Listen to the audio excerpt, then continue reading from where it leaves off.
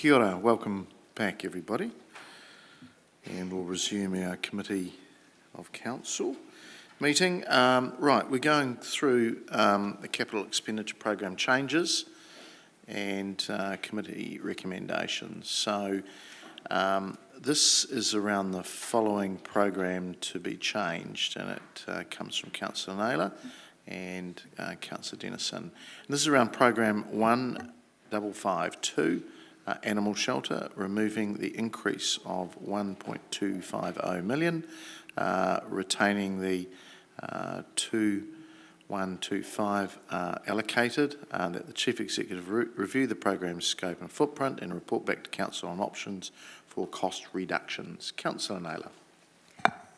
Thank you. Sorry, I hadn't realised we were jumping to this one just yet. So just for the admin staff, if we could change that to and report back to the Committee of Council meeting on the 15th of June. So, colleagues, this is one that we teased out a little bit during the question and answer session.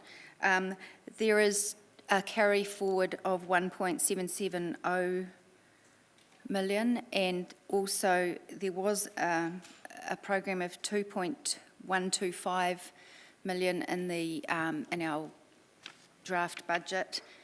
The schedule in Schedule F, it's outlined that there would be an increase to that. I'm suggesting that we don't automatically approve that increase, but that we retain the original amount for now until we get further information about what options we might have to actually deliver that program within the 5.1 budget that exists. I mean, obviously we've heard that the current scope, it's likely that would be need to be a lot higher. I think 6.8 million was mentioned. I do think when we looked at this program initially, there was a much lower amount that was indicated that it would cost, and we considered other options such as partnering with neighbouring councils and other people providing, other organisations providing the service, and we opted for us building one that was based on the information that was given to us at the time of a much lower number. As capital programs keep increasing and increasing, I think there comes a threshold where we have to say, perhaps we should go back to the drawing board and just check if this is the best way forward to deliver the services that we need to deliver. So this is, that's just recognising that perhaps we need to get further information back, reconsider if progressing in this way is the most cost-effective or the most appropriate way for us to address the compliance issues. Okay, Deputy Mayor. Thank you, Mr. Mayor. I've got a question for officers. Is that fine to ask that now? Sure. Thank you. So just for the Chief Infrastructure Officer, I guess, in terms of the recommendation that's been put forward, it's not just about additional information as to the cost increase, it's about reviewing the scope and everything. Is a 2-week time frame sufficient to be able to provide that information? You can delegate the question. Thank you. I will delegate that question. Thank you very much to Bryce Hoskins, the Group Manager for Property. The simple answer is no. In terms of, I guess, to remind councillors and for those who weren't here when we looked at those options, a number of those options we did explore around partnerships, and after engaging with the private community and a number of those providers, none of them were able or willing to partner with us on that, which left us ultimately with a couple of options. One was to build a new facility, or one was to attempt to reconfigure and refurbish our existing one, although it was acknowledged at the time that that was never going to be a particularly good outcome and may only marginally comply, hence council's decision to build a new facility. In terms of reducing scope, while I have the microphone, to provide some quick sort of context to that, we have already, through this process, scaled that right back to meet the minimum requirements for what we need. I would be very doubtful if we could scale that back any more to deliver it within the existing budget to be able to actually continue to deliver the existing level of service, let alone an increased one. And just to follow on from that then, the current facility it's essentially non-compliant, isn't it? But there's an agreement that we're making, we've got plans to address the issues or areas of concern. Yeah, it is non-compliant. We've been basically, given we were working towards this and beginning construction, at latest next financial year, we had an arrangement that basically that was accepted by central government. However, should that get delayed any further, we would, I guess, be deemed to be in breach. Thank you. Thanks, Bryce. Just while you're there, I mean, it's you're looking to. I mean, I got the impression that you are looking to try and find some savings, aren't you? Yes, considerable amount, and I will make sure that in the report around awarding the contract, I'll detail as much of that as possible. A number of savings and efficiencies were gained during the design stage, but even post-tender, we've probably scaled out the best part of $600,000, $700,000. Right, and so the figure that you've got there, in the papers given to us, is the worst possible scenario? It's more of an acknowledgement or an early heads up through this process that cost has increased rather than coming to you in June. So more of a no surprises approach. Yeah, okay, but there could be some further savings. There could be, yes, but it'll be there or thereabouts. Right, okay. Right, okay. Well, look, I'll just make comment on those getting that information. Look, I struggle with the 6.8, but it's difficult. We're sort of stuck into a bit of a position here. If we don't do this, we're in trouble. Nobody likes spending this money. I mean, if you put it into context, we'd be better off to perhaps buy 3 executive houses at Centennial Park and put some sort of shelter there. That's the money we're talking about, 6.8 million. But it is what it is. And I do think that we don't have a lot of choice. So I just implore to the officers that they bring the best possible scenario to us in papers in June. But as much as I get where the mover and the seconder are coming from on this, I just don't think we've got a choice. It's realism. Thank you. Councillor Johnson. Thanks, Mr. Mayor. It will be no surprise to any of you when I say that I won't be supporting this recommendation. I really don't know where to start because I feel like I've made these same arguments over and over again, and this is probably the 5th time that I'm saying exactly the same thing. But however, it seems to be necessary. The current facility is non-compliant with the MPI Code of Welfare for kennelled animals. Non-compliant. And the only reason that we haven't been served with a breach is because we recognise that fact and we put plans and budgets in place to build a new facility. We cannot delay it by revisiting scopes and by asking for further reports and being, showing any inclination that we might not go ahead with the project. I understand that the officers are looking for savings.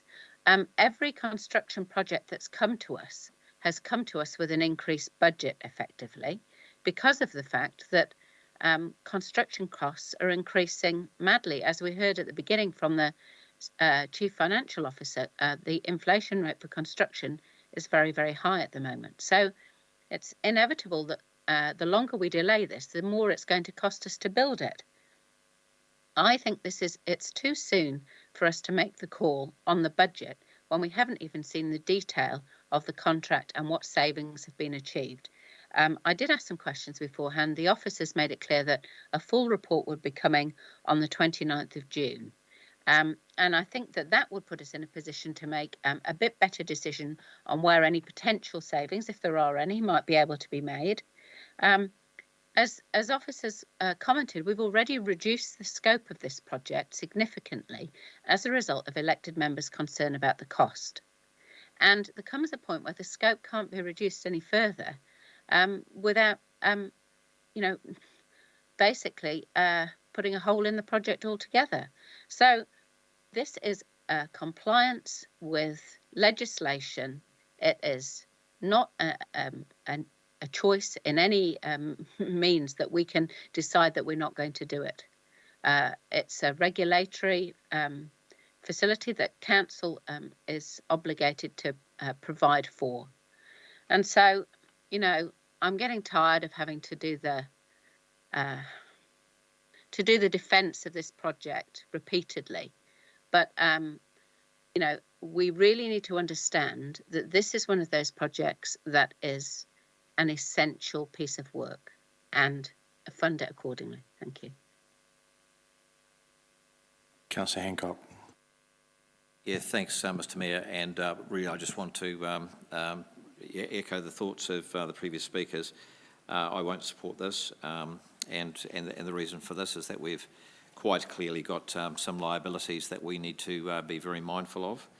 I'm quite heartened by the words of Bryce in terms of his clear understanding of the need for value engineering.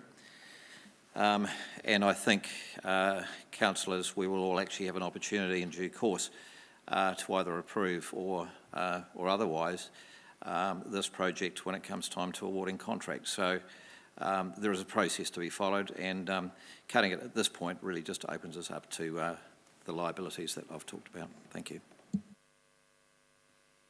Councillor Butt. Thank you, Mr. Mayor. I have a question about the recommendation itself. Can we have it on the screen, please?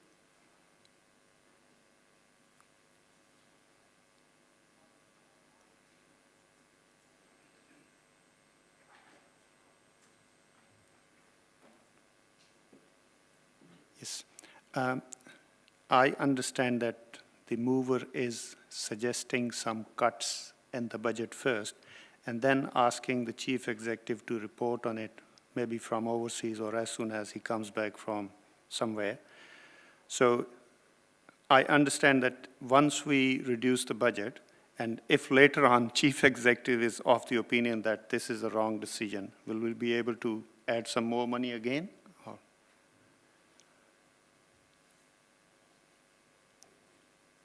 I'm unsure. Through you, Mr Mayor, maybe I can provide a bit of context. If you reduce the budget here, what that would mean is that if tenders and so forth come back as what is currently being indicated, that would require a paper to approve the additional budget. But I think from a planning perspective, if we have an early heads up of that now in terms of being able to give a better position, particularly on the impacts of debt, it would be better to make the decision and include it into the budget from a finance perspective. And that's why we've included it.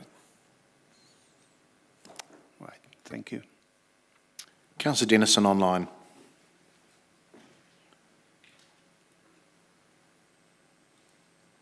Thank you, Mr Mayor. A couple of points that I wanted to make. One is I think it's important, knowing how much this budget's proposed to increase, that the report comes to the 15th of June meeting, Committee of Council meeting, and not be left to the 29th of June where, for my mind, that just seems like there's no option whatsoever but to get an updated report.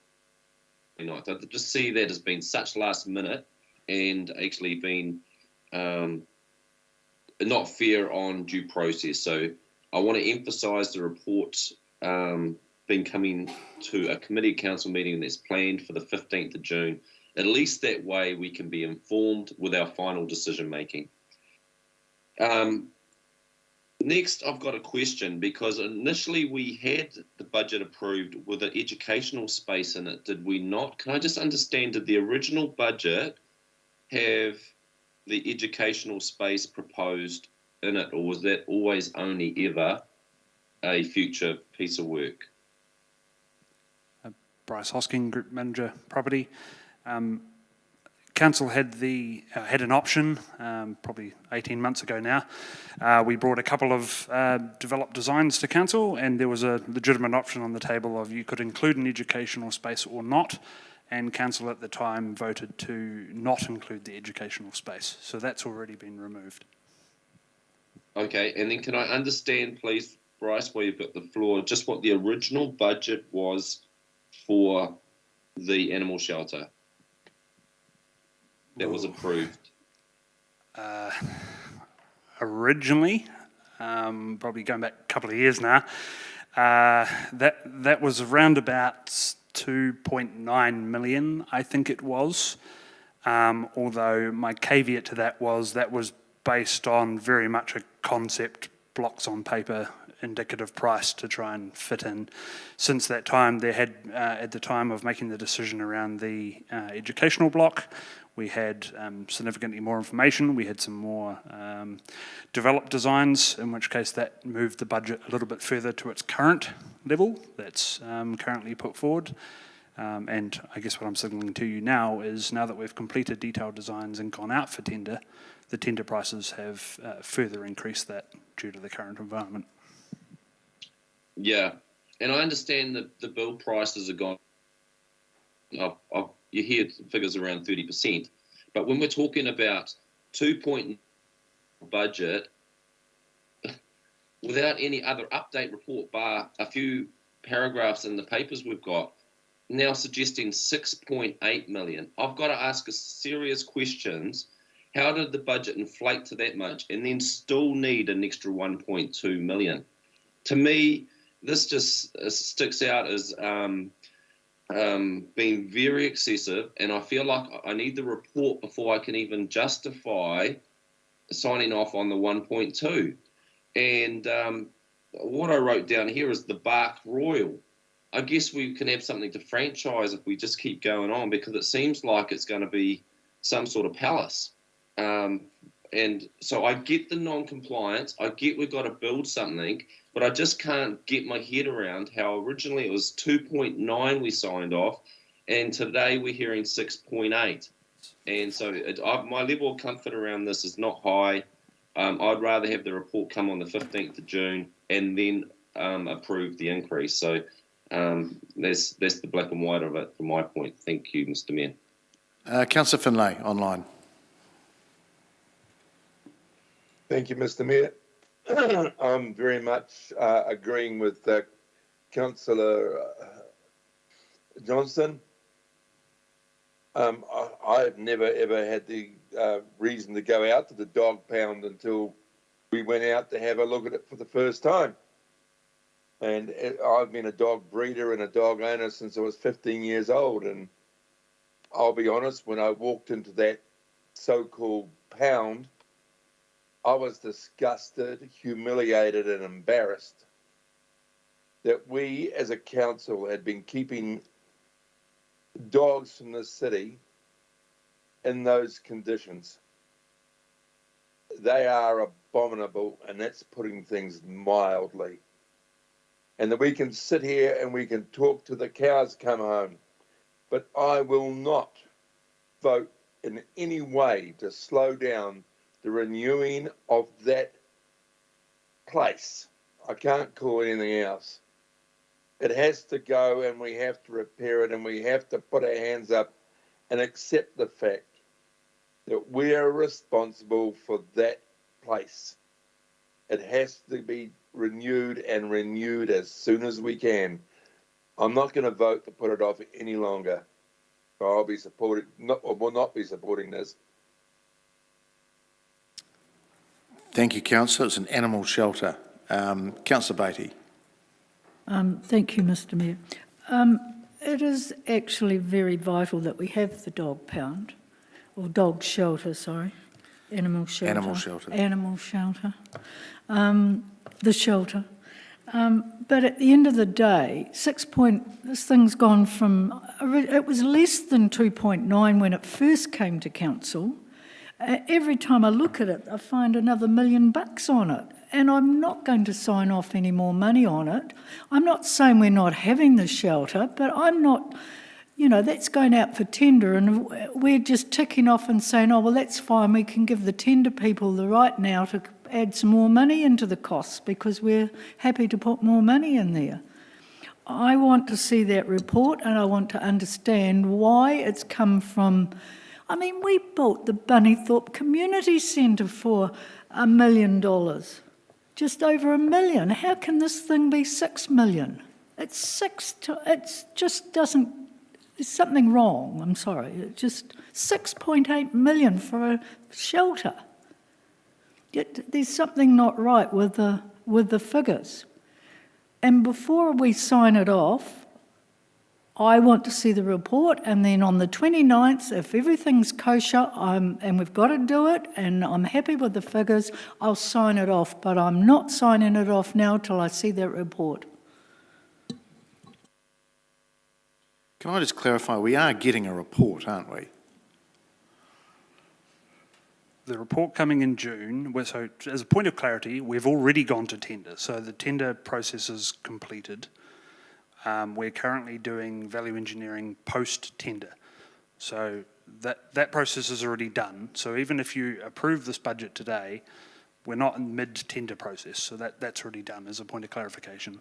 The report coming in June is around awarding the contract to the preferred tenderer, which council could obviously decide not to and force us to go back out for tender or reconsider the animal shelter, but given it is a legislative requirement, there were limited options there. Yeah, okay, cool, thank you. Deputy Mayor.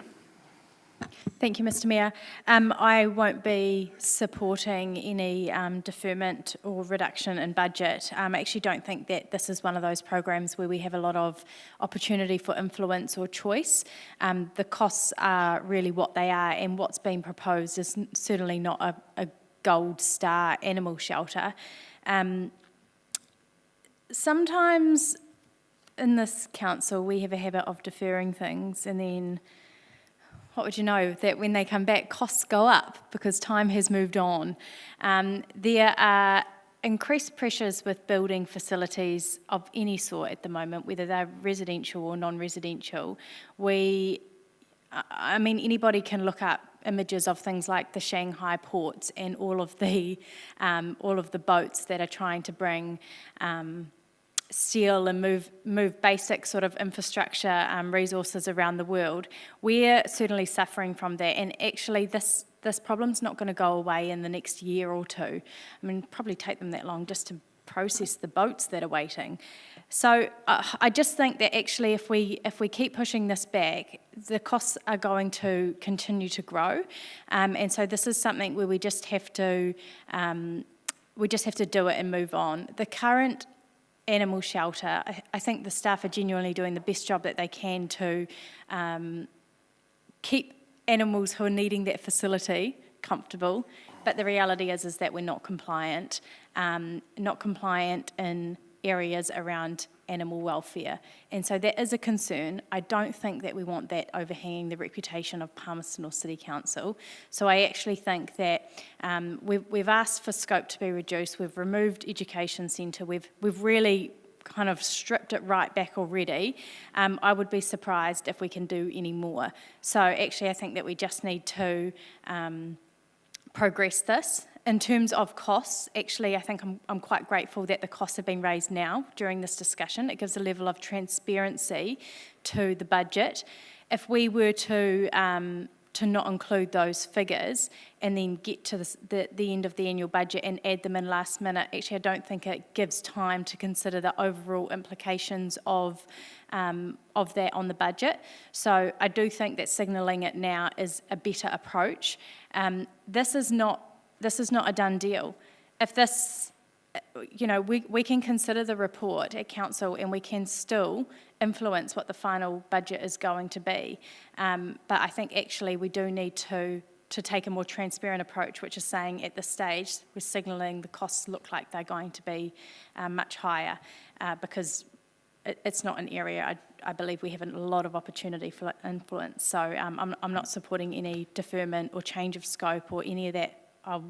I want us to signal now what the costs are likely going to be and then we'll get the report and make the call at the end of June. Councillor Barrett. Thank you, Mr. Mayor. If this was an optional, I mean, I'd definitely be looking at this more favorably, but the reality is it's an essential and it's already very well in train. I would just state a note of caution around some of the cost comparisons that have been made with facilities that, to be fair, are 4 walls and a roof with a little bit of extra decoration around there. In an animal shelter, there is a complexity of function. There is staff safety needs, there are animal welfare needs that are under close scrutiny, and rightly so, which means that the build design costs will be not comparable with some of the examples that have been given. I've got a reasonable level of comfort actually in the overall picture here. Yes, it's obviously more than we'd all like to pay. We've heard that we've got the A team on the value engineering side of things, and I think we can expect the best from that team in the report that comes back to us in due course. So I will not be supporting the recommendation in front of us. Okay, back to you, Councillor Naylor, for right of reply. Thank you. I'm sorry if I didn't make myself clear. I'm not suggesting to defer this, and I'm not suggesting any reduction in budget. It was very late on Wednesday night by the time I got to page 157 on our agenda and looked at Schedule F, and I got to page 158 and noticed a 3.197 million increase in our capital expenditure, which under Schedule F is proposed amendments to capital expenditure program. And it wasn't until then that I thought, how have we grown this by 3.1 when, you know, obviously I'm hoping our aim is to try and reduce our capital program. And I noticed that in very small writing on page 157, the request for 1.205, sorry, the recommendation says 1.250, it needs to be 05. Not sure if that was my error or just something in translation. So this is really a process issue. It's about the order that we get things. I guess what I'm suggesting is I'm not prepared to approve a 1.2 million additional budget before I've got all the information in front of me and before I can make a well-informed decision about that. That is what this recommendation is trying to achieve. I hope I've made that clear now. I'm not denying that this is an essential piece of work to be able to meet our compliance requirements. What I am suggesting is that it's better for us to make decisions about addition to budget when we've got all the information in front of us and we can consider options, consider if there's any other way to achieve what we want to achieve without perhaps such a huge price tag.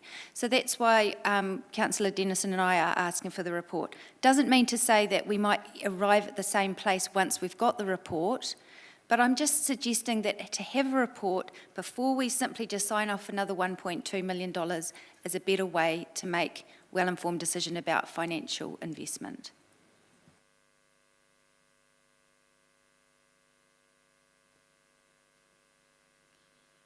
Okay, we've debated that well. Right, we will vote.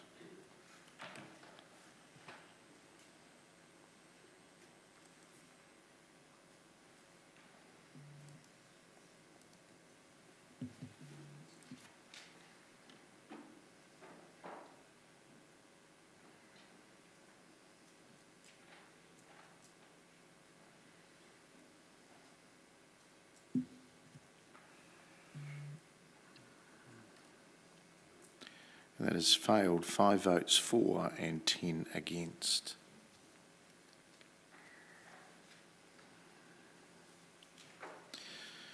Right, our next one on the list is that the following capital program is deferred to the 23-24 year. It's program 1435, Manawatu River Park, waterfront lighting, precinct lighting of 890,000. Councillor Naylor, over to you. Thank you. I probably just need to clarify this a little bit, and I'm not sure if perhaps I need to add in some better clarity in the wording here, but this is a 2-year program. In year 1, 928,000, and in year 2, 924,000. The year 2 program has already been deferred to year 23-24. The year one program from this year, I did a councillor help query recently, and I can't, I'm not sure where it is in this paper, but it was indicated that 890,000 of this year's budget was to be deferred to 23-24. Some of the feedback I've been aware of in the community at the moment, I have been alerted to some residents in that area that were quite concerned about what this might look like and were quite opposed to a recent trial, and they were really concerned, was this going to happen in their backyard, and was it going to cost nearly $1 million? I think that we probably we'd be better, also in the context of our community asking us to reduce our capital program and focus on essential things. I think it would be better for us to defer the 890,000 that is proposed to be carried forward and to have both programs pushed out to the year 23-24. So it's about a $1.8 million program, I guess, all up with both years together. So hopefully that makes sense. Thank you, Councillor. Look, I support you on this recommendation. It simply isn't essential at this stage. I mean, it'll be a fantastic piece of work once it's done and really enhance the River Park. But while we're still facing some fairly hefty and large rate increases, this is an obvious thing that can be, without disrupting the program too much, be pushed out to the 23-24 year. So I hope you would support it. It's simply not essential at this stage. Councillor Barrett. Thank you, Mr. Mayor. Question for officers. There's quite a bit of work around lighting and electrics installation, it looks like, between Fitzherbert and Hearakatahi at the moment. If this goes through, what happens with that, or is that a totally separate bucket of money? It's Kathy Deaver-Todd, Group Manager, Parks and Logistics. So the cabling work that has been done this year is the cabling for the program that has already been pushed out to 23-24, which is the art sculpture lighting installations along the riverfront. Pushing this money, this carry forward out, means that the lighting of the Fitzherbert Bridge wouldn't occur until a year later than currently planned. Okay, but to clarify, the current works and, let's say, broadly untidiness of the area wouldn't be affected by this resolution then? No. Great, thank you. I think my view on this is largely supportive, if I can move to comment. Certainly my understanding of the intensity, perhaps vibrancy of the lighting that was proposed is a bit different to what we've actually seen in the trials, and I actually have some overall questions about the program and the appropriateness of it, given that it is near a little remnant of nature that still exists in the heart of our community, and I really don't think that a glaring light show and a remnant of nature are necessarily as compatible as we might be thinking. So I've got some overall questions and quite happy to hit pause for a year on this. Councillor Hancock. Yeah, thanks, Mr. Mayor. I really just had I just really want confirmation that the trial and any subsequent expenditure on this program are not connected. So in other words, we aren't sort of partially tied into some sort of contract. Kathy Deaver-Todd, Group Manager, Parks and Logistics. That is correct. The trial was a hold point in this project. The only risk you run is if you decide later not to proceed with the project, then the money that we've incurred so far for design and the trials would have to then be operationalised and would hit rates in a later year. Mr. Mayor. Yeah, thanks, Mr. Mayor. I'm quite happy to support this recommendation. Right. Can I just interrupt, just to say that the description of this is on page 147 under Schedule E. Okay. Back to you, Councillor, for a right reply. I don't think I need one. Okay. All right, we will vote, please.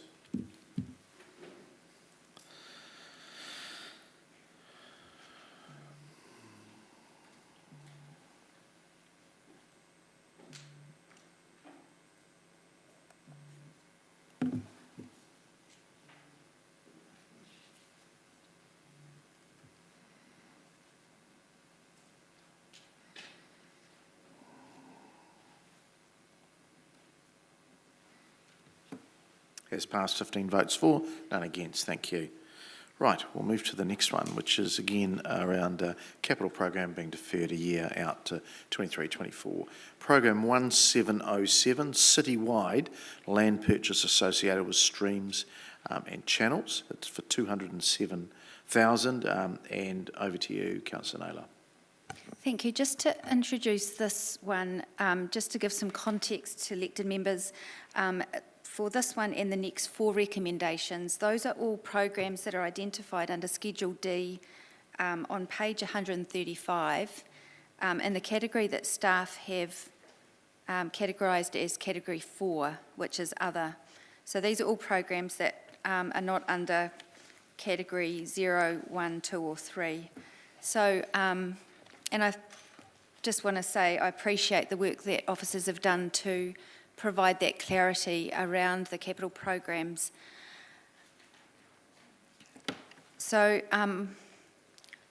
really, this is just being identified as one on that list as one that I think is fine to defer in the current environment. All right.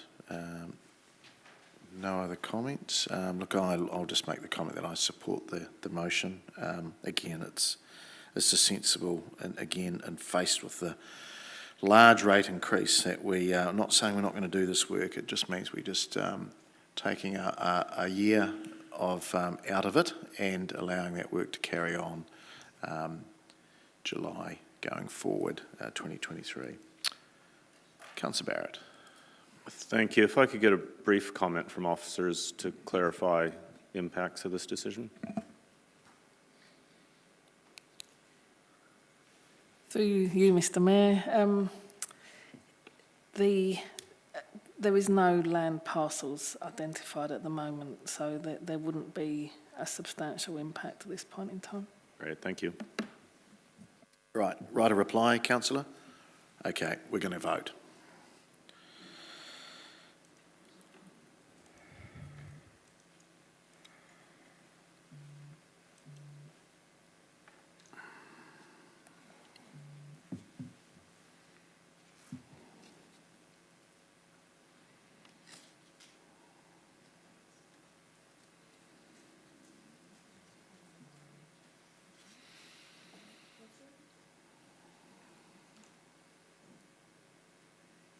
And that has passed, 15 votes for, none against. Thank you. Right, we'll move to the next one. Again, deferring a capital program to the following year, July 24 year. Program 1826 CAB, Workplace Transformation of 308,000. So, Councillor Naylor. Really the same as the last program. Officers have identified this as one in the Category 4 list. I think it's one of those ones that's not essential to happen this year and can be deferred. Thank you. Deputy Mayor. Thank you, Mr Mayor. Can we have a comment from officers around what this would be used for and the impact of deferring the budget for a year would be? Bryce Hosking, Group Manager Property. The work plan for that was centred around the ground floor of CAB and in particular doing design for how we could improve that, explore perhaps creating an external tenancy and things to that like, and how it would function better. Should this be deferred, it simply means we wouldn't be proceeding with that and we would continue to occupy the ground floor as current. It will have a low impact. Yeah, I'll just ask the Acting CE to comment as well. Thank you, Mr Mayor. So this is one of the programs I said right at the start that we're really keen to continue with. This is actually not just about the building. This is actually about creating good spaces for our people to work in and make the building attractive and inviting. So this is just so you know, this is one of those important pieces of work that we talked about. Cheers. Can I just ask, I'm in the building regularly and I've seen the new furniture go into those units downstairs. So what is this work going to do? Is it ripping out walls and doing things? It is exploring things like that, yes. It's basically designed for a reconfiguration of the ground floor. It's not furniture. Okay, would that not come back as a bigger bit of work to council if we're changing our building? Well, yes, because there's no funding for any kind of changes from there. This is purely the design to inform that, in which case that would need to be brought for consideration for budgets accordingly. But obviously, if we're not designing it, then that would defer any decision. So the civic master plan, does that not have this building as part of that? Oh, it's limited that I can talk to the civic master plan, but yes, CAB is within the civic master plan. Okay, all right. Look, my take on this, councillors, is I think it can be deferred, again with the massive increase in rates. I'm in this building all the time, and there seems to be constantly work people here doing things. And the answers from officers and the explanation from the CEO is it's good work, but it could wait. And we're not saying don't do it, we're just saying delay it. So I'm of the opinion that we can delay this, especially with the civic master plan not yet complete, and this building is one of those key buildings within it. It does seem quite strange to be knocking out walls and that quite quickly in that period when we haven't made any decisions on the bigger piece of work. So again, ask you to support this. Councillor Harpiter. Thanks, Mr Mayor. I'm not going to support this one. The Chief Executive acting did actually ask us not to touch transformation, and so that they could actually start doing some work on the buildings for office space and to make it a better place to work for staff. We have attacked the remuneration budget, so I kind of feel like we don't want to kick everything. So I really want to give a plea out to councillors to sort of say, let's not take everything away. So for me, it's like, no, not support it, and leave this budget in for the transformation for the CAB. Thank you. Councillor Hancock. Yeah, thanks, Mr Mayor. I just really want a little bit of clarity, please. My understanding is that this particular budget here also includes an exploration for external tenancies to occupy that piece of our building. And if so, what's the potential earning capacity of that? Thanks. You are correct, Councillor, that it is also exploring the potential for an external tenancy. Well, the potential for earning is difficult for me to give you a determination at this stage because we haven't done the plans or designs, and it's difficult to determine because it would be done on a square metre basis. Consider things like frontage and access and things like that. Yeah, thanks, Bryce. And on that basis, I probably agree with Councillor Harpiter. I think this should be retained. Councillor Barrett. Thank you, Mr Mayor. I've been keen for some time to see what we could do to better activate some of the ground floor space around this building, and that's probably the aspect of this that I'm most excited about and would like to keep working away at.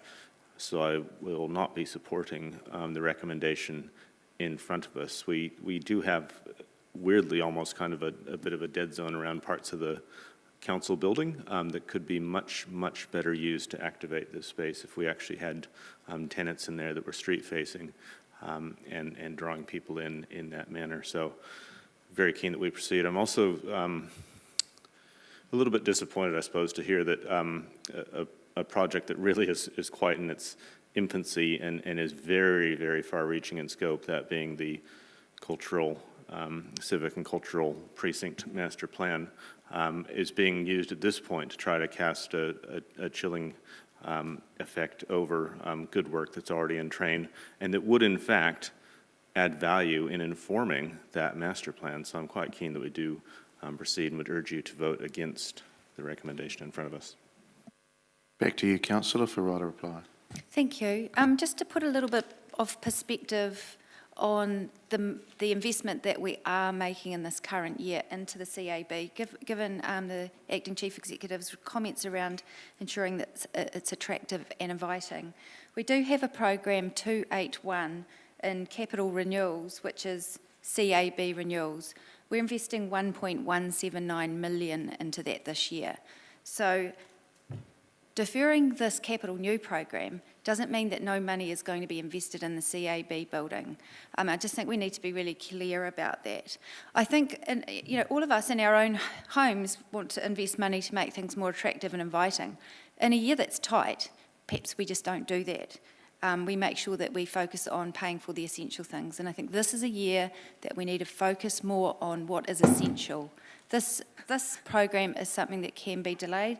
We are still investing 1.179 in CAB renewals. I'd encourage you to support removing this capital new item.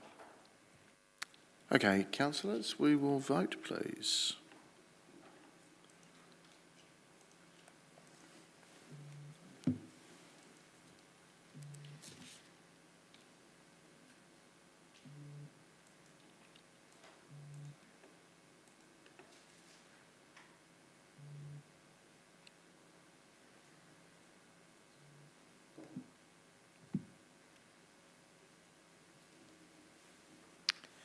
That has failed. 7 votes for and 8 against. All right, we'll move to the next one, which is around Program 1844, City Growth, City Reserves, Manawatu River Park of 703,000 be deferred to the 23-24 year. Councillor Naylor. Thank you. Once again, it's another program that officers have identified could be deferred in that less priority group. I think, I love a lot of the work that we've done along the river park. There's a lot of great assets. I bike along there often and walk along there. There's things popping up everywhere that are great. So I enjoy what's been done there. This is a year that perhaps we can defer doing extra new stuff. I'm sure all the community is benefiting from what we have invested in that space in recent years. I think if we pause for a year in further investment in that space, I don't think it'll be any harm, and I think that's what our community is asking us to do.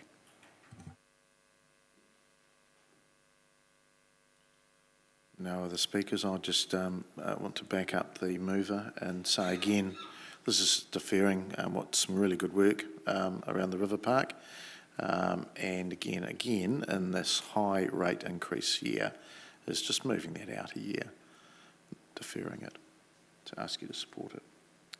Being no other speakers, back to you, Councillor, if you need a right to reply. There is none. We will vote, please.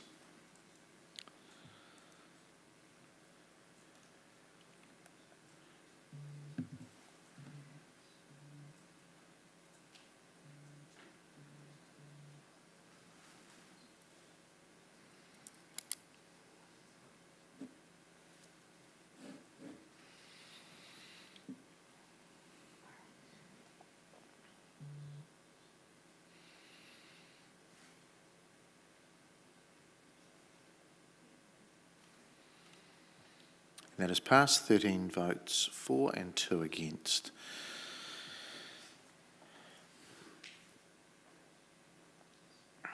Okay, our next one is again around a capital deferment to 23-24. This is Program 1121, Tenant Drive Improvements to Massey and Food HQ.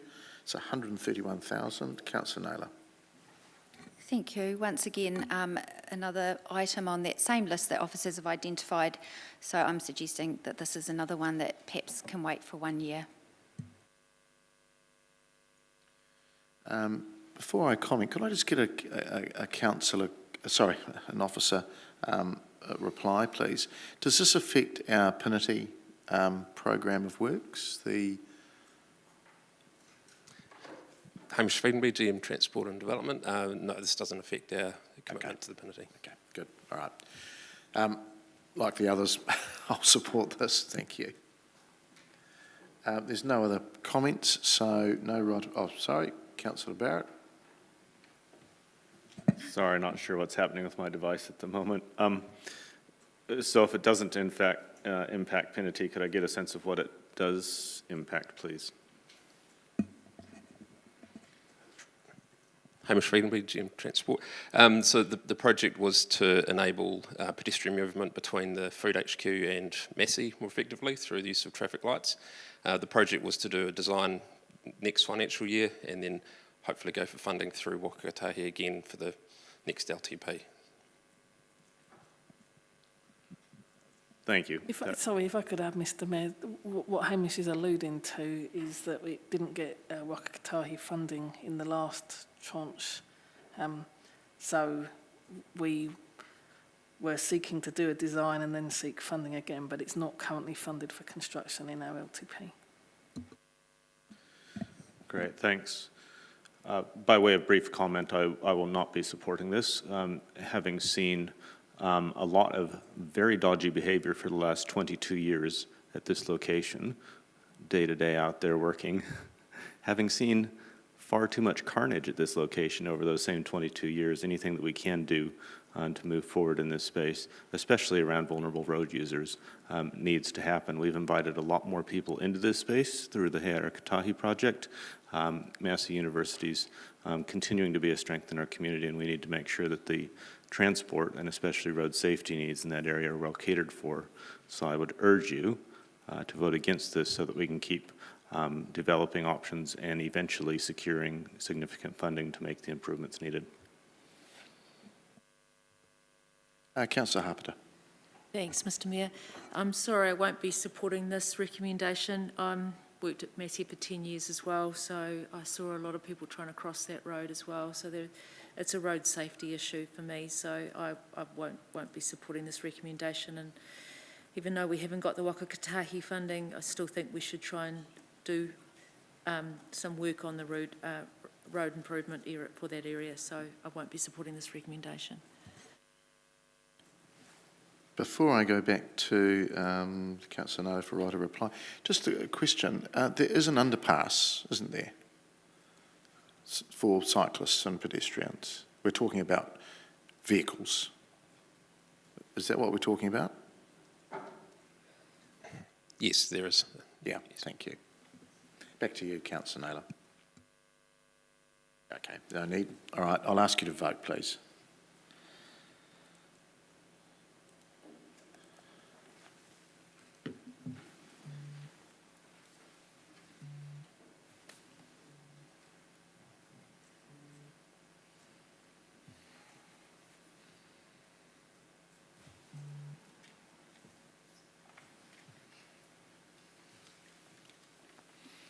And that has failed. 4 votes for and 11 against. Okay, moving through to our next one, again a capital program deferment to 23-24 year. This is program 1330, placemaking co-created project of 16,000. Councillor Naylor. Thank you. This is quite a small program, but also one that was identified by officers. So I think once again this is something that we could defer for a year. Okay, there's been no other comments, nothing online. Oh no, there is. Councillor Hancock. Yes, thanks, Mr Mayor. Can I just get a officer comment in terms of the impact of this, exactly what it is? Thanks. David Murphy, Chief Planning Officer. So this is actually an annual capital program. So it's the program we use to pay for the parklet bases. So you would have seen parklets pop up around the city outside cafes and restaurants. So council actually owns the base of all those parklets, and then the cafe or restaurant or bar puts the bits on top. So this would just mean for next year there would be no ability to do a parklet. But as I said, it's an annual capital program. And the demand on that is it frequent? Yeah, we tend to get at least a request per annum for an additional parklet. So we're currently working with Hope Vineyard Cafe. That's the next one that's going to be delivered. Thanks, David. On that basis there, Mr Mayor, I won't be supporting this. Thank you. Can I just ask a further question? Is it just one parklet, or is it more than one? Typically, this budget provides sufficient funding for one parklet base per year. Thank you. Councillor Dennison online. Thank you, Mr. Mayor. I'm not going to support this being taken out. When we're starting to look at sums of 16,000 on a capital budget, the impact even for next year is not huge at all. It's so minute, and yet those parklets have proved very popular, not only for the businesses but just for the activity on the street. I think of the Robert Harris ones. I think of the one outside the coffee club. They're just good examples of activating and creating some vibrancy, and so the financial impact is so little, and yet I think for the city vibrancy, I think it's a real positive. So I'm not going to support this. Thank you, Mr. Mayor. Back to right of reply. Oh, thank you. I also think that parklets have been a great addition to the city, and I think they are great. I do think that deferring a small amount like this for 1 year is fairly negligent in terms of, I don't think the community is going to miss out just because there's 1 year where there's not a new one. I think they'll benefit from the ones that we've invested in recent years. So I think yes, it is a small amount, but it was one that officers popped in that list, and I'm happy for it to be not progressed in this next year. Okay, we will vote.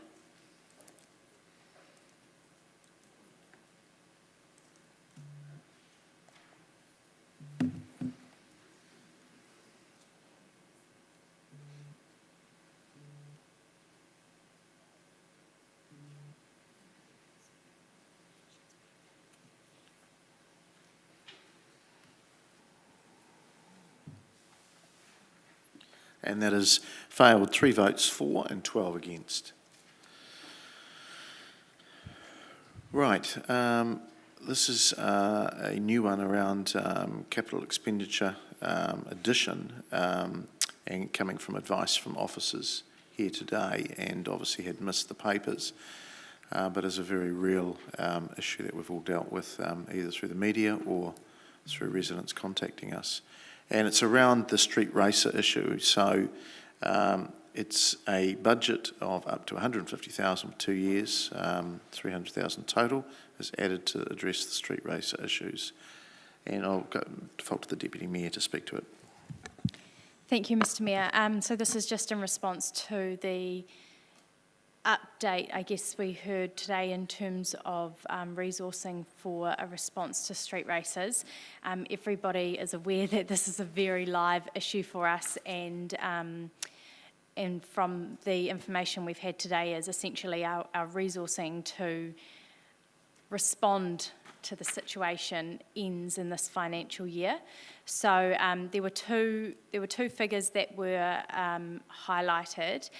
There was the 100,000 and the 50,000, and so the Chief Infrastructure Officer might like to refresh people on the comments made earlier, just to be really clear. But I do think that this is probably going to be I hope this is going to be a short-term issue, which is why it's not an ongoing program. I just signalled the 2 years. I guess while I've been on council, and so I've done 3 terms, and there have been little issues around street races throughout the time that I've been here, but we certainly haven't had anything as significant as what we're dealing with at the moment.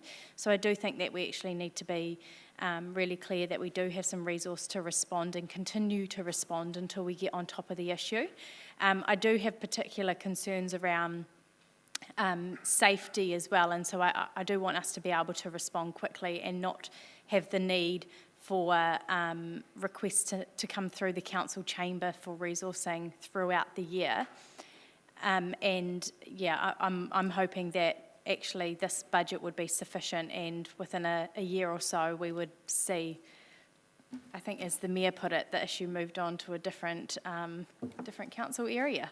So I won't name the ones that he named earlier, but that's what we see. We see trends of these kind of issues moving around, and so we haven't seen it for a few years. We are grappling with it now, and I think we actually need some resource to be really clear that we do have the ability to respond and continue to respond. Councillor Hancock. Yeah, thanks, Mr Mayor, and I just echo what Councillor or the Deputy Mayor has just said, but I guess street racing and drifting has become pretty much almost endemic across New Zealand at the moment, and we're certainly not immune to that.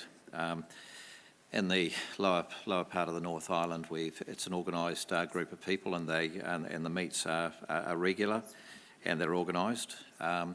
If we go around the city, Benmore Ave, Bennett Street, all around Milson, Works Road, the residents really have had to put up with a very, very significant nuisance factor, notwithstanding the dangerous driving and also some criminal behaviour.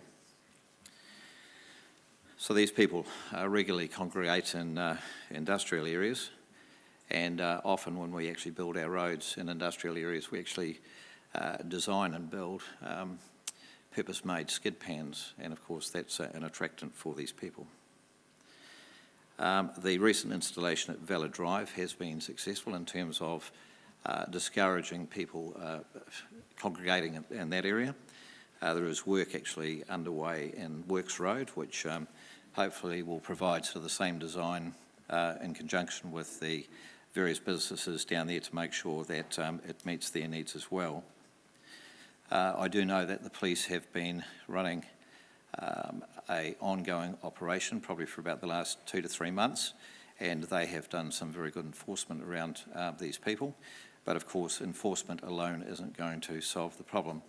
So we have to take both a prevention and enforcement approach to this, and our part, because we've got authority over the design aspects of it, our part is making sure that we implement engineering opportunities where we possibly can, designing out crime, designing out bad driving behaviour, and that's certainly our part. So I would hope that people actually support this. Thank you. Councillor Johnson online. Sorry, I took myself out of the queue, Mr Mayor. Okay, thank you. Councillor Barrett. Thank you, Mr Mayor. Just a question of clarification. I thought I heard from the Chief Infrastructure Officer that it was 100,000 capital and 50,000 OPEX, and I didn't necessarily see that in the recommendations. I just wanted to clarify, are we actually aligned here? That's a good point.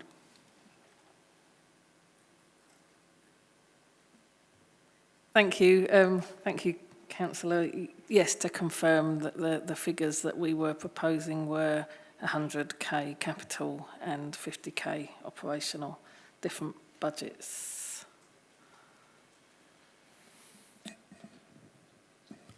Thank you. I would perhaps ask the mover and seconder if they'd be happy to amend accordingly. Okay, before I go back for write a reply to the Deputy Mayor, just like Councillor Hancock, this is a safety issue, and we either confront it or we just keep kicking the can down the road. It is our role as the RCA, the road controlling authority around the prevention, and we've done a good job in the industrial areas, but it's now spreading to our urban network and our village network. So Ashurst has experienced it, Bennett Street consistently, entrances to our city, Fairs Road, JFK, and others. And the police have a very active operation in place around enforcement, and we're just playing our role because it is a community issue. So it is a safety thing, and I think we've just got to keep our eye to that as well. So I hate doing this because it really does seem something that is quite wasteful, but we've just got to deal with it. So as the Deputy Mayor said, in the time I've been here too, in 3 terms, this issue has ebbed and flowed, but it is the greatest I've ever seen it in my time here. So this hopefully will be 2 years where we can nip some things in the bud, hopefully get some better behaviour from this group of people who love their cars and showing off, and see if we can't get some prevention measures in place. So I'll default back to you, Deputy Mayor. Write a reply. Just briefly, is that we do know that we have limited tools, but we do have some tools to respond, and I guess ensuring that we do have a budget set out means that staff can be agile and respond quickly rather than needing to bring something through the council chamber, which doesn't provide an immediate response. So please support this. Great, we will vote, please.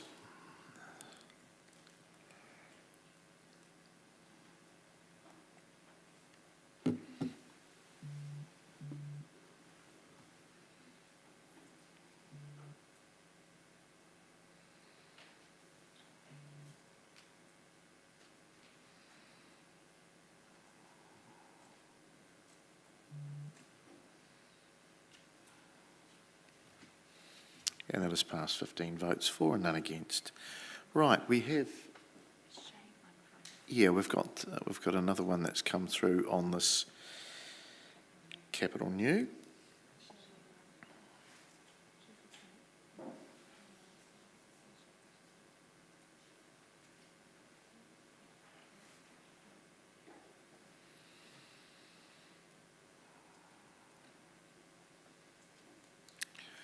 Okay, this is around funding for tree planting in Program 1099, the Parks and Reserves Shade Development budget be brought forward from years 4 to 10 to a maximum of 40,000 annually.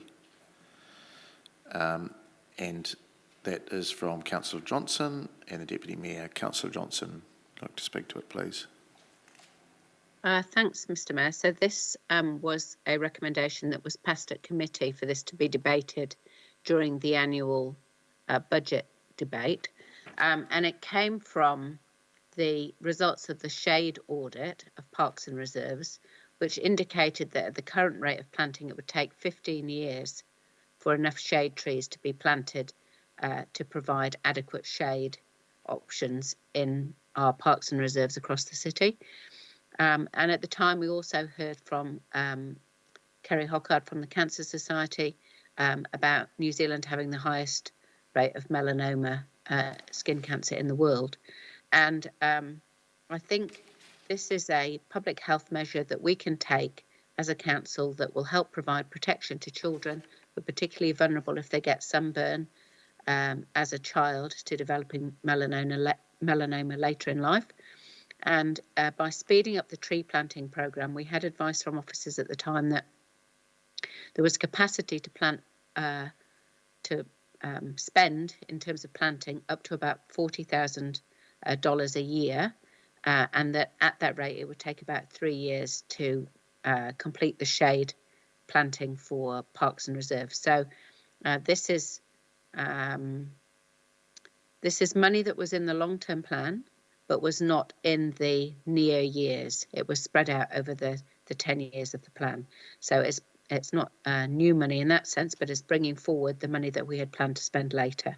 So I do hope you'll support it. It's a very effective public health measure to provide shade in parks and reserves. Thanks. Deputy Mayor. Thank you, Mr. Mayor. Just want to make a couple of comments around this. So this is bringing forward money that has already been agreed and consulted on through the long-term plan. So it's about consolidating some budgets. And I guess, as Councillor Johnson said, this is really a health response. When we had the shade audit come through, we also teased out through questions around the actual capacity of the organisation to do this work, and that's where the specific budget was guided from. It was around what we could do. I think probably if we had more capacity, Councillor Johnson and I would have just consolidated it all into 1 year, but that wasn't realistic. So we have taken some guidance from staff around how we can do this. And if you recall, we also had a conversation around the fact that we're actually reasonably limited with some of the pieces of work we can undertake at the moment due to the environment we're operating in. And this is one of those this is one of those programs that we could actually speed up and progress. So I would encourage you to support it. I thought Councillor Johnson might have said it, but since you didn't, I will remind you that the best time to plant a tree was yesterday. So let's get ahead with this one. Could I just ask a question of the staff? So this was doubling the budget, wasn't it? It was in the budget as 20 a year, is that right? And going to 40? Kathy Deaver-Todd, Group Manager, Parks and Logistics. No, it was in for 10. This is quadrupling the budget. Okay. Right. Okay. Excuse me, Mr Mayor, can we just clarify that? Because program 1099 is 31,000, and that's the shade development program. And the paper that came to us, it said that the policy was to prioritise the planting of trees. I don't know why only 10 out of that is being currently used for planting trees, but can we get perhaps a comment as to whether we can utilise the full 31 for trees and just top it up to 40? Councillors, the 21,000 component is only over a couple of years.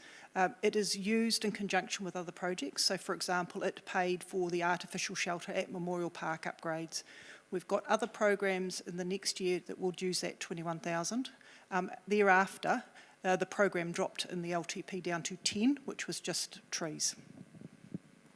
But what my question is can the full 31 be used for trees, given that the policy is to prioritise trees? That's what we were told in that paper.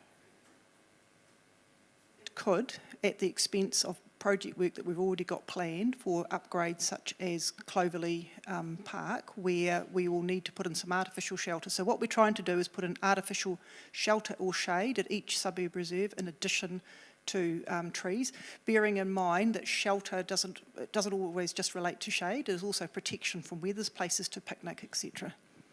Okay, thank you. Councillor, I'll go to you. You're next on the list. Oh, okay. All right, back to you, Councillor Rutherford, for right of reply. Oh, who's sorry, Councillor Johnson. Getting mixed up here. Thank you. Thank you.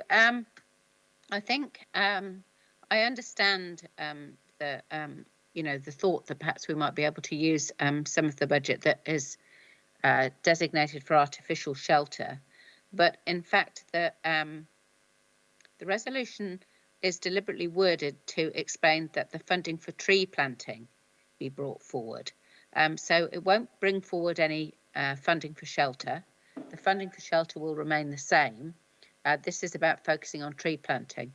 Now, we have to remember that after we've planted the tree, it then takes at least 5 years to be able to provide some adequate shade. So in the meantime, we still need provision in budgets to provide some shading in the short term until the tree canopy gets established. Remembering that the artificial shading doesn't last as long as a tree, doesn't have some of the benefits, and also is expensive to maintain. So a better long-term option is trees rather than artificial shading. So I do ask that you support this. There's not that many things that we can do to positively influence public health now and in the future, and this is one of them. Thank you. Okay, councillors, we will vote, please.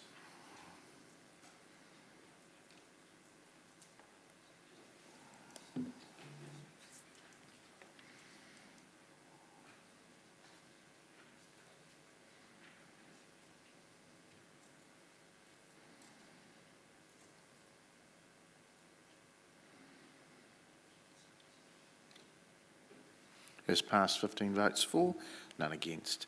Okay, right, we'll now move to the capital renewals. And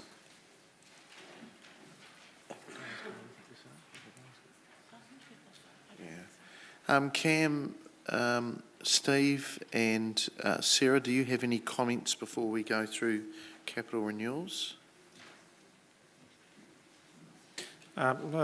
Just one comment from me, Mr. Mayor, and I did allude to it in my introduction notes yesterday. As you're considering the renewal area, if you are making a decision to defer particularly one-off renewal projects 1 year, just remember the way that the renewal portion is funded is on a 3-year rolling average. So moving those items 1 year, whilst it will alter how much work we would do, won't have an effect on the level of funding required. So I just thought I'd just remind of that point. Anything you want to add? I did have an answer for you, Mr Mayor, on the capital new. At the moment, our percentage of capital new spent is 34% of new programme work, and bearing in mind that the growth we spent 400,000 of an 18 million budget, that's 2%. With the carry forward work that is either already committed or spent, that does get us up to 94% with new from this year.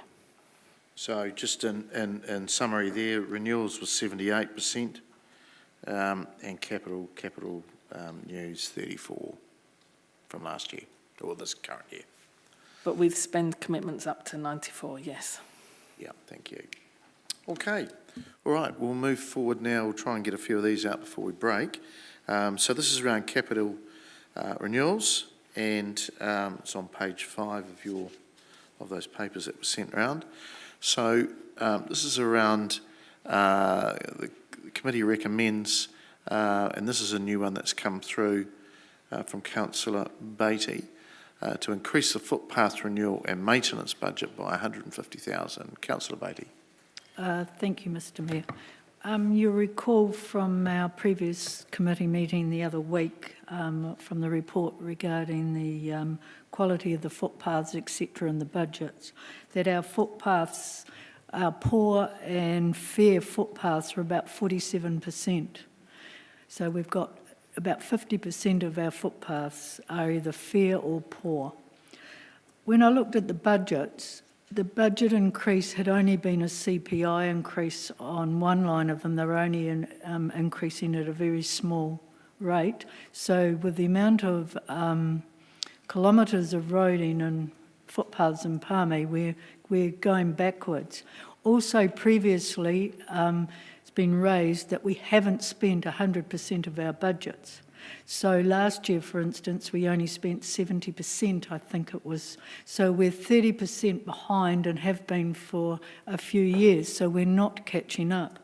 I have spoken to Sarah, and she's assured me that 150k increase, that Fulton Hogan will be able to commit to 100%.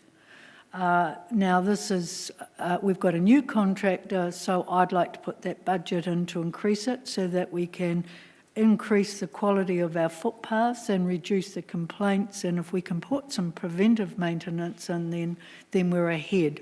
So as I said, the previous budgets we've had are not going to even catch up for about the last 3 or 4 years. So I think it's absolutely critical for our core infrastructure to have this increase of 150k. I would have liked to have put 500,000 in, but I knew it wouldn't get through. So I think 150k is reasonable. Before I go to others, we haven't spent our footpath budget in we haven't completed it in 5 years. This isn't a budget issue. This is a completion issue. Are we going to ever complete the budget? I'm yet to see it.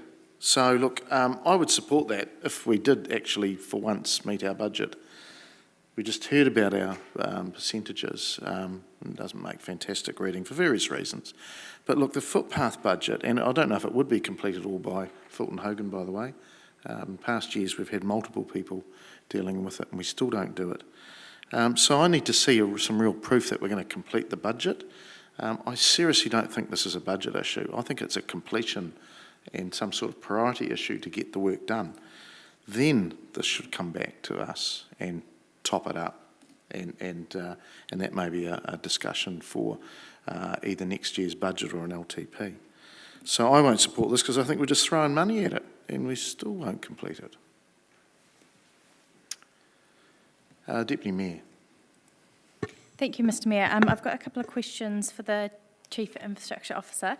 So, considering the capacity of the workforce to be able to complete this work over the past few years, what is specifically going to be done differently in order for Fulton Hogan to not only spend the current budget but an additional 150?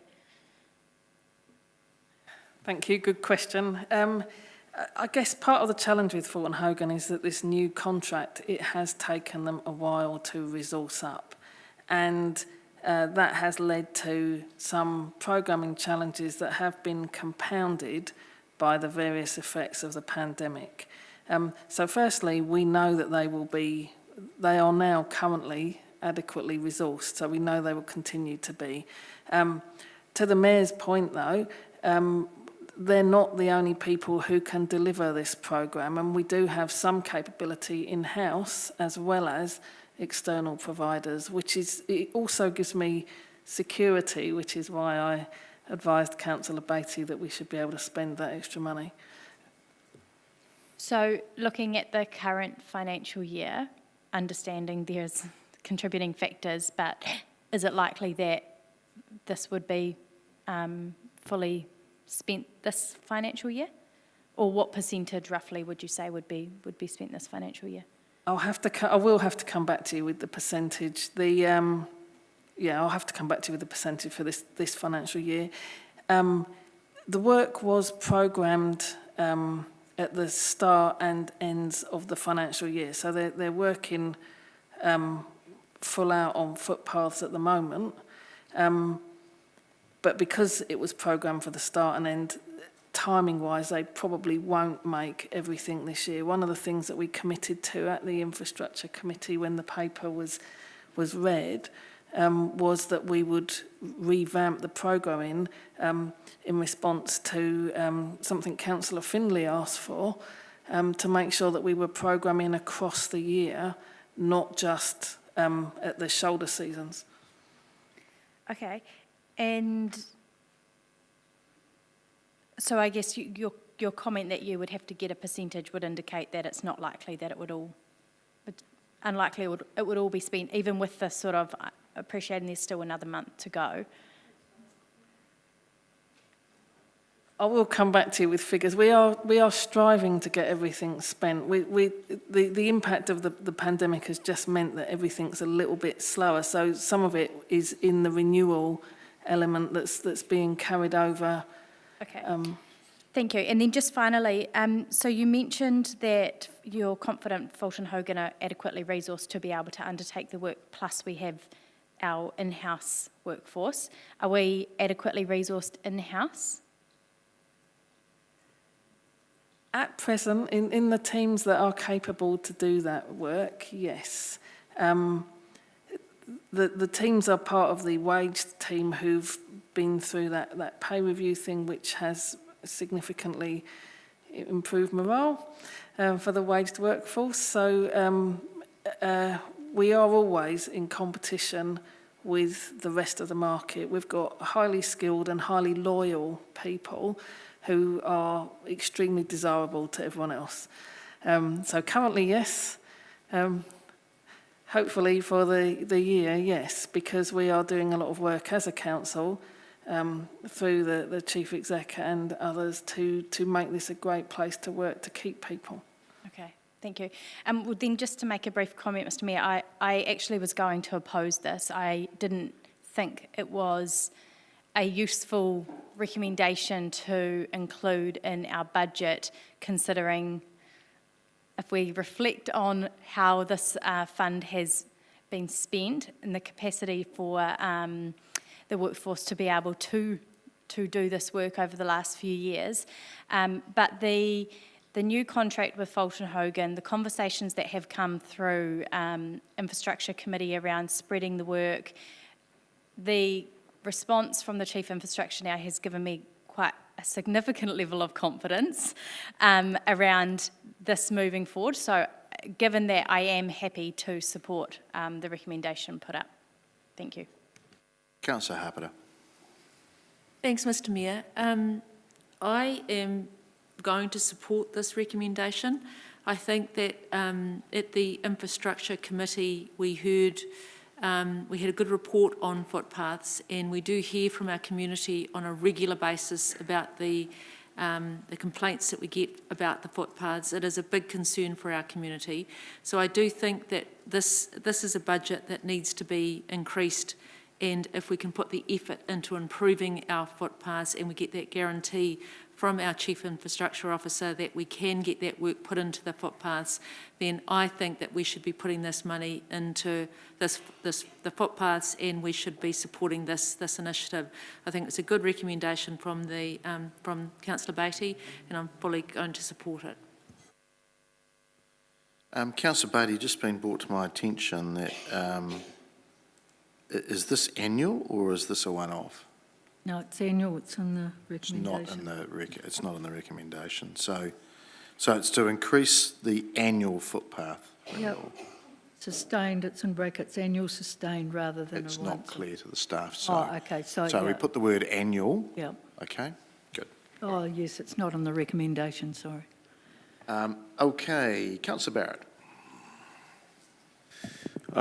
Thank you, Mr. Mayor. Just to comment briefly, I'm very pleased to second and fully support this recommendation. As you may recall, I found the report sobering when we were recently in Infrastructure Committee, and was reasonably critical at that point of how we had been progressing to date. But I've heard and appreciate the assurance we've gotten from staff that things are positioned to be much better than the past in terms of the delivery of these works. One of the things that I found most concerning about that report was that for years now, we had basically been treading water in terms of the most serious faults and safety issues in our footpath network, and we need to get to a position where we're doing more than treading water, where we're actually starting to close that gap. I don't think budget's the only part of the solution, but certainly budget can be part of the solution to beginning to meet the needs of the community in this space. And so I'd urge you to support this at this time. Councillor Finlay. Thank you, Mr. Mayor. Ever since the days of Mrs. Robinson, who used to come to our council on a regular basis to complain about our footpaths, have I been bothered about our footpaths. But every year, and I think it's every year, we never complete the budget. And I don't know how many times I've asked, will we fulfill the budget next year? Will we spend it all?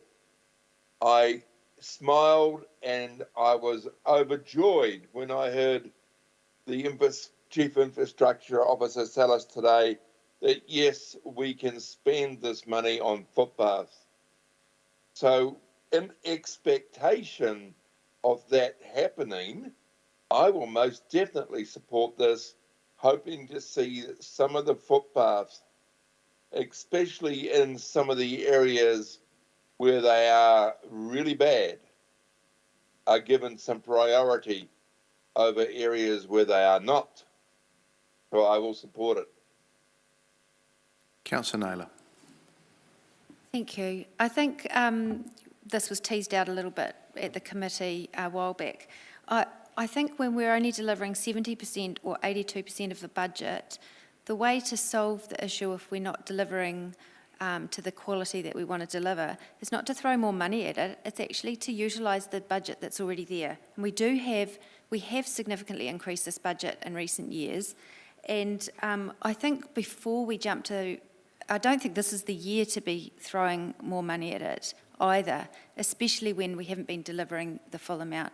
I think for this year, let's try and deliver the budget that's in there and reevaluate and consider additional investment once our community is in a different position of affordability for us increasing. This increases the cost to rates. So this is not the year to be doing that. So no, I won't be supporting it. Okay, back to you, Councillor Beattie, for right of reply. Thank you, Mr. Mayor. I'd just like to point out that the longer you delay, the costs have gone up. They go up every year. And I'm confident that I've been told we can deliver. We've got a new contractor, we've got new management in place, so we need to put the budget in place to get that delivered. If we delay it, then they're not going to deliver on a small budget. Well, they'll deliver on a smaller budget, but we won't get the extra outcomes. So I'm confident. I wouldn't have put that up if I didn't think that it was going to be delivered, and I'm confident that it will be delivered, and I'll be watching every month to make sure it is. So I'm comfortable with it being put in the budget. Okay, we will vote, please.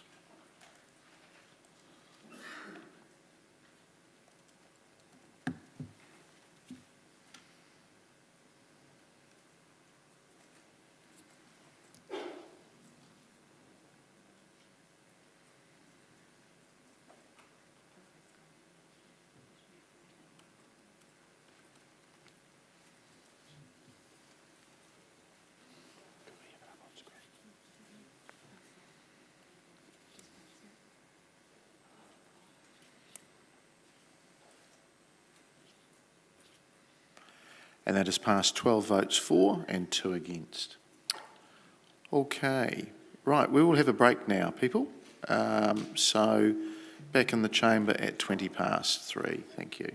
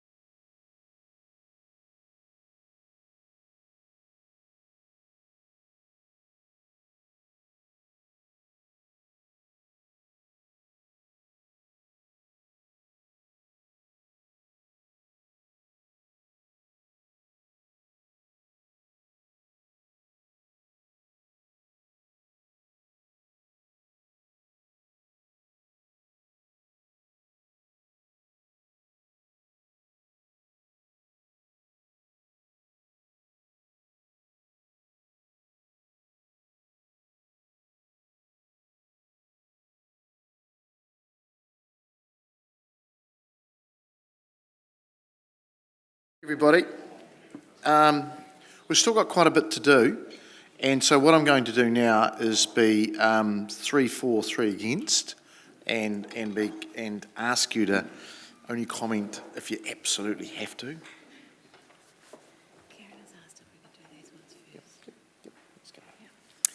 And just before we hook into that, we will just ask around the rates. We've 5 point something. Yeah, I believe at the moment we're sitting about 5.8, 5.9 in that vicinity. Okay, thank you. All right, that just gives everybody a bit of a heads up.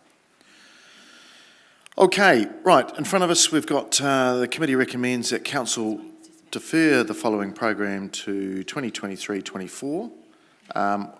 Program 1512, the CCTV replacements of 513,000, and this is from Councillor Naylor. Apologies, there was going to be a change to this. I think administration are just working on that. So the recommendation is that council reduce the following program to 300,000. Now, this is obviously, I think we heard yesterday that this is important for safety in the CBD, so I acknowledge we do need to invest in this area. I guess $500,000 is a significant amount. I'm proposing that we do invest, but at a lower rate.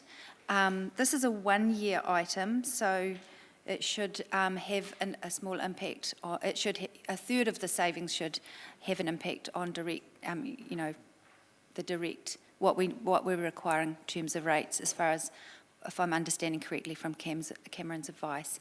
So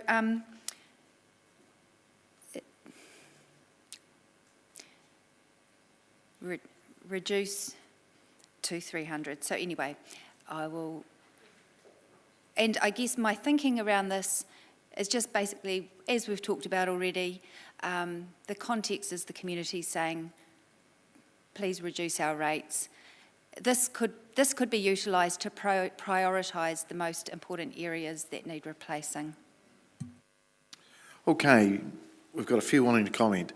Before we do that, I just might ask the officers a question, please. And as I've been at the coalface of some of this stuff recently, what sort of condition is our CCTV gear in?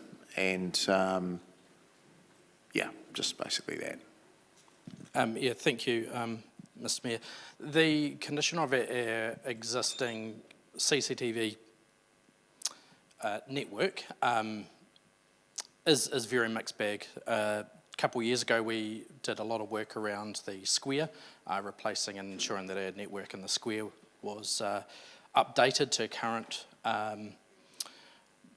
technology requirements. However, the rest of the network is not, and certainly our partners, the police, are asking for additional cameras in different locations and position and better placing to avoid, well, certainly to help prevent crime, but also catch the people that they need to, using the technology that's available to them at their hands. And at the moment, we have some cameras that are not fit for purpose in that sense, but it's also to assist in some areas staff safety in some of the locations as well that we have.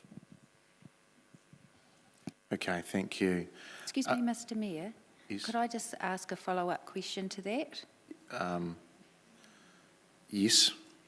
Just in terms of the police are asking for CCTV cameras, if the police are asking for that, do they not fund or provide that through their own budgets? No, they don't. Okay, thank you. All right. Can we just make sure we've got this correct on screen? So it should say CCTV replacements reduced to 300k. Is that what you're after, Councillor? Okay. So we just get the word reduced too. Okay. Look, I'll kick off. I don't think this is a very good idea. In terms of safety, we've had issues around car theft around our central city. We've had attacks, and you just need to look on the news, what's happening in Auckland. Not that that's anything to do around our TV, but it shows there's generally an uplift in some crime. we need to do more in this space, not less. So I just don't think this is the best, and I understand, the mover and seconder probably want to reduce some cost, but absolutely this is, if anything, we need to be doing more. So I'm not supportive of cutting it, and would certainly want it reinstated, if not increased. So I won't be supporting a reduction. The Deputy Mayor. Thank you, Mr. Mayor. I just have a question at this stage for Jason. Can you explain to us what 500k gets us versus 300k?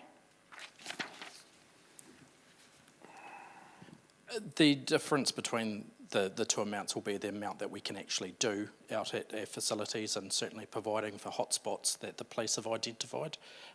There are areas around the CBD that we might not be able to put any additional cameras in to help the hotspots that they have identified as being areas of concern to the police. Sorry, I was looking for a little bit more of a specific response because I'm not familiar with CCTV technology in terms of the cost. So is this about, half a dozen units, or what is this actually specifically in terms of if the budget was to reduce?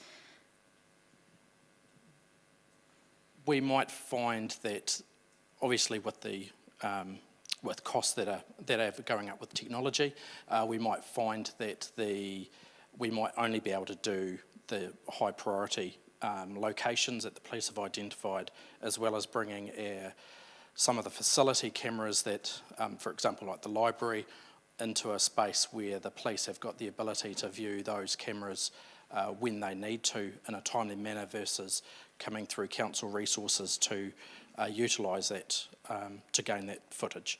So some of it is around relocating cameras to ensure that it's on the right network, but then also some of it is around putting cameras and additional cameras in Berryman's Lane or behind by the old post office, around flyers down Main Street in some of the hot areas that the police have identified. So it might be that we're putting in maybe 12 less cameras and not necessarily looking after the health and safety of our staff at different facilities where this is also a concern in some locations. Thank you. Okay. All right. Councillor Hancock. Thanks, Mr. Mayor, and thanks for the information in terms of the state of the CCTV system at the moment. My knowledge of it is that the system is actually in a state of partial failure in places, and some of the cameras are in fact actually basically unusable. The system is in parts technologically challenged, and I think probably it's fair to say that we've actually provided insufficient funding to the program right from the get-go. Our system here in Palmerston North, comparably to other cities of our size and sometimes smaller cities than ourselves, is that it's actually a very small network. So it certainly needs to be expanded, certainly to support the request from police. I just also want to remind everybody, if you go through all of the submissions, there were 3 submissions that were specifically talked about wanting more CCTV cameras in the CBD and highlighted city safety as an issue. And in addition to that, we had strong submissions from the Palmy Bid, the Chamber of Commerce, and also the Youth Council, who would also support the $513,000 investment in renewals for the next financial year. So please reject the amended or the one before us, and let's revert back to the 513,000. Thank you. Councillor Harpiter. I'll just pull myself out of the queue. That was what I was going to say. Okay. Councillor Johnson. Thanks, Mr. Mayor. The first thing to say is that despite the rhetoric, crime stats are actually down. So the total victimisations for the 12 months ending 31st of December 2020, which I most recently found, there was a decrease of 6.6%. So let's not talk ourselves into a situation where we're saying that crime's on the increase. Crime is actually on the decrease. That's the first thing to say. The second thing to say is that I Point am of order, pushing Mr. back. Mayor. I didn't say the crime had gone down. Oh, sorry, it No, increased. Mr. Mayor did. Sorry,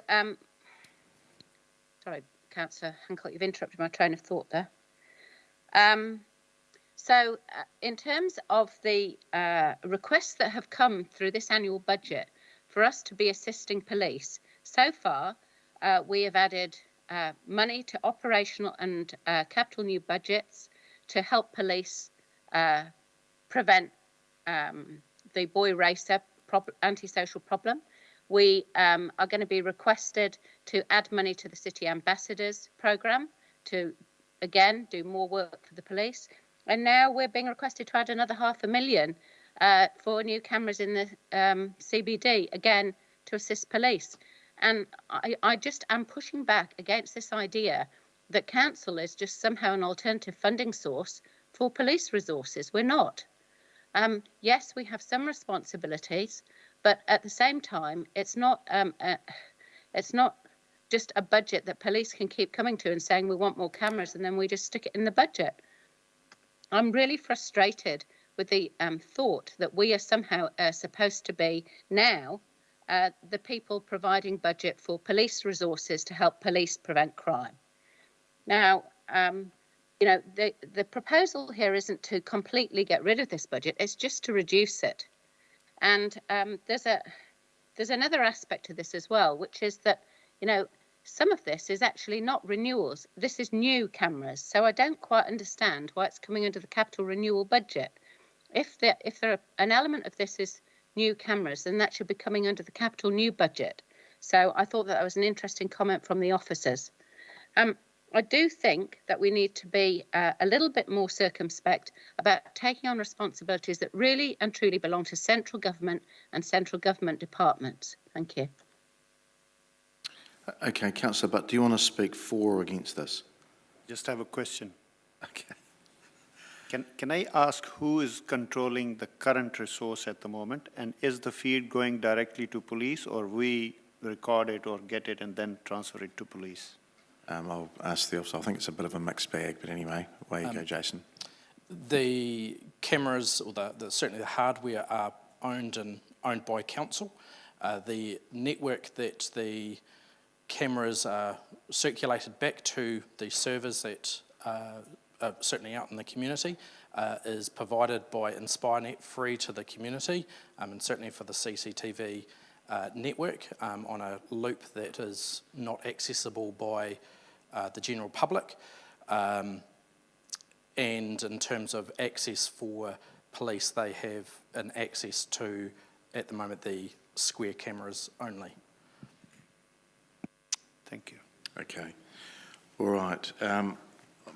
Come back to you as a right of reply, Councillor Naylor. But before you do, just one of my comments was around crime numbers, and car thefts have been reported as going up in the city, according to local police. So just want to clarify where my comment was going. Councillor Naylor. I think it's all been said. We'll go to the vote. All right. Thank you. We'll put the recommendation up and we will vote, please.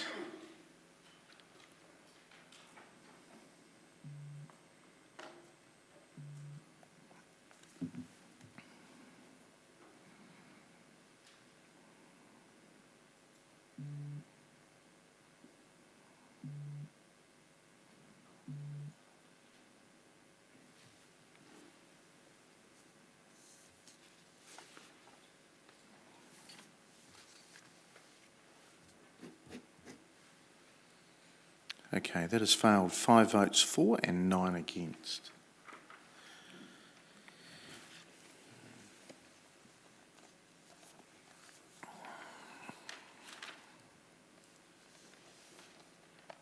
Okay, now this is capital reduction. Council reduced the following program around a capital program.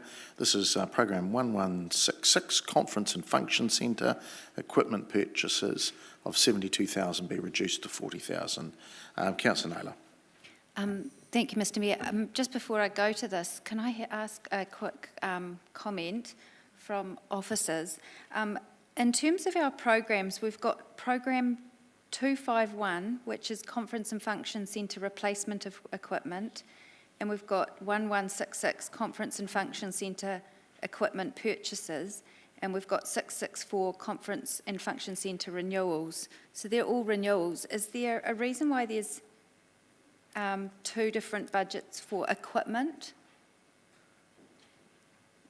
Councillor, the two budgets, one is really related to replacement of existing equipment and the other one is for provision of new equipment, which might be like audio-visual equipment that's in line with new technologies. The renewals one is Bryce's. 664 is the property building one. The building one, okay. So in terms of equipment, are there any, in terms of the new equipment purchases or replacement of equipment, is there anything that's urgent in terms of it needing to happen this year that couldn't be deferred? What I would say is these budgets, we use them every year in their entirety, and I guess whether it be across the replacement or the provision of new equipment, a lot of it is related to the audio-visual equipment, and I think recent times have highlighted the technology changes that have happened and the requirements that we have to meet for clients, especially around the likes of video conferencing and live streaming and specialist, what we call switching technology. And I won't pretend to know everything that Luke knows. But it does cover a wide range of equipment, even to the likes of baby change tables that we have put in at the Conference and Function Centre over the past 12 months. That's all included within these budgets. It's web presenter switches, microphones. We did a brat pan, which is a specialist piece of cooking equipment that cost us $43,000. So as you can see, a sum of like 72K doesn't actually go a long way with a lot of this technology. And if we have to replace something like one of our projectors, they're around about 18 grand each. So it doesn't go terribly far, and prices are just continually increasing. So it's across such a wide range of equipment, chairs, tables, everything. Thank you. I think I'll actually skip this one. That would be helpful, thank you. So you're withdrawing it? Withdrawing it, yeah. Thank you. We will withdraw that. And the also number 15, which is similar. Okay. Just a moment while we just clear the tech.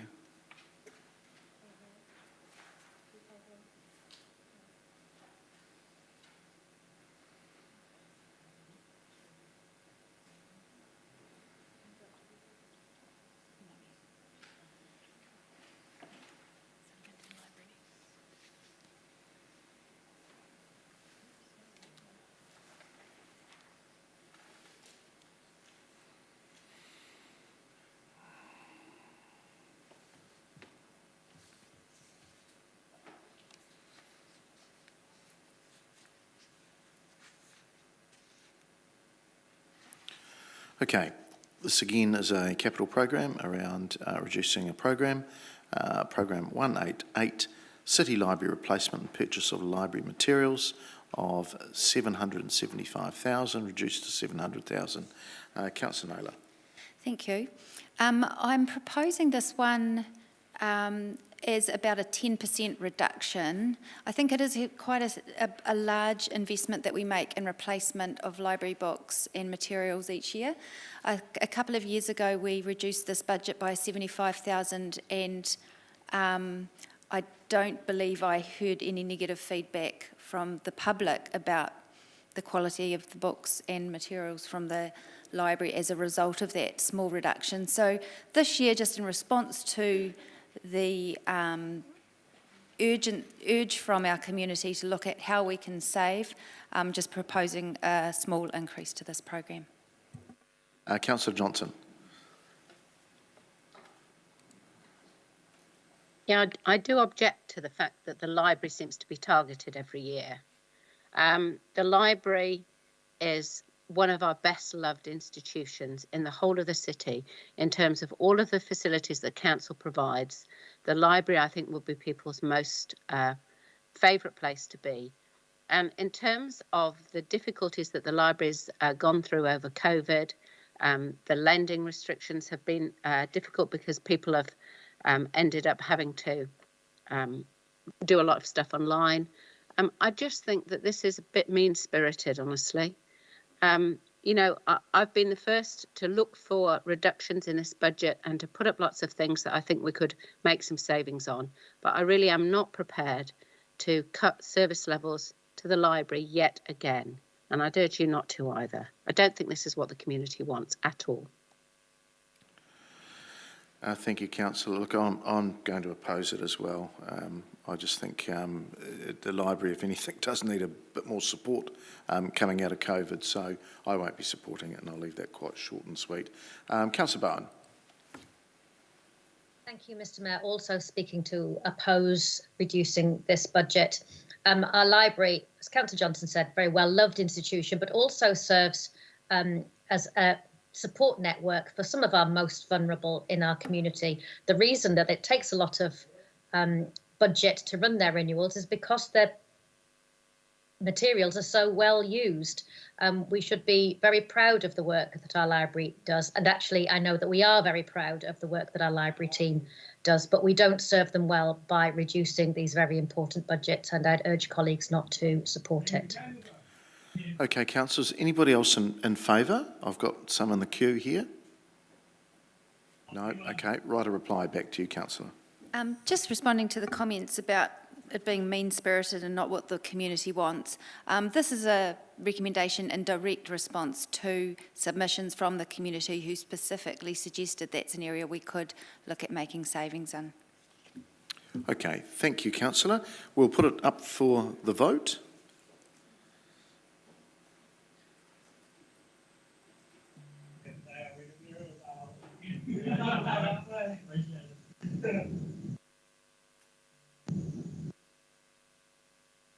Somebody online.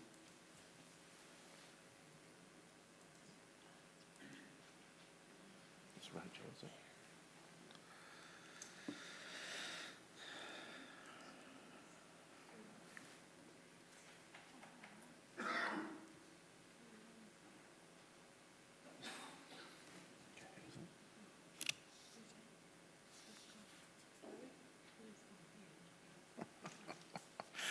That has failed. 2 votes for and 11 against. Thank you. Okay, we'll pull the next one up. We're making progress here, people. Right, this is again another capital program to be reduced. This is program 53, computer replacement, rolling replacements, 508,000 reduced to 400,000. Councillor Naylor. Thank you. This is really, I feel like I'm repeating myself now. I guess, you know, our community has asked us to say, reduce on the non-essentials. Computers are essential, but when I looked at 508,000 for rolling replacements of computers across a staff of about 600 people, I sort of wondered, it seemed rather high to me. I guess I'm not sure how often each computer gets replaced, but also in the context of the really significant investment that we're making in the digital space across the organisation. I just thought this was a small reduction on something that perhaps the life of a computer could last just ever so slightly longer just in this coming year. Councillor Dennison. I guess this is just a general theme on all these renewal budgets getting a go at.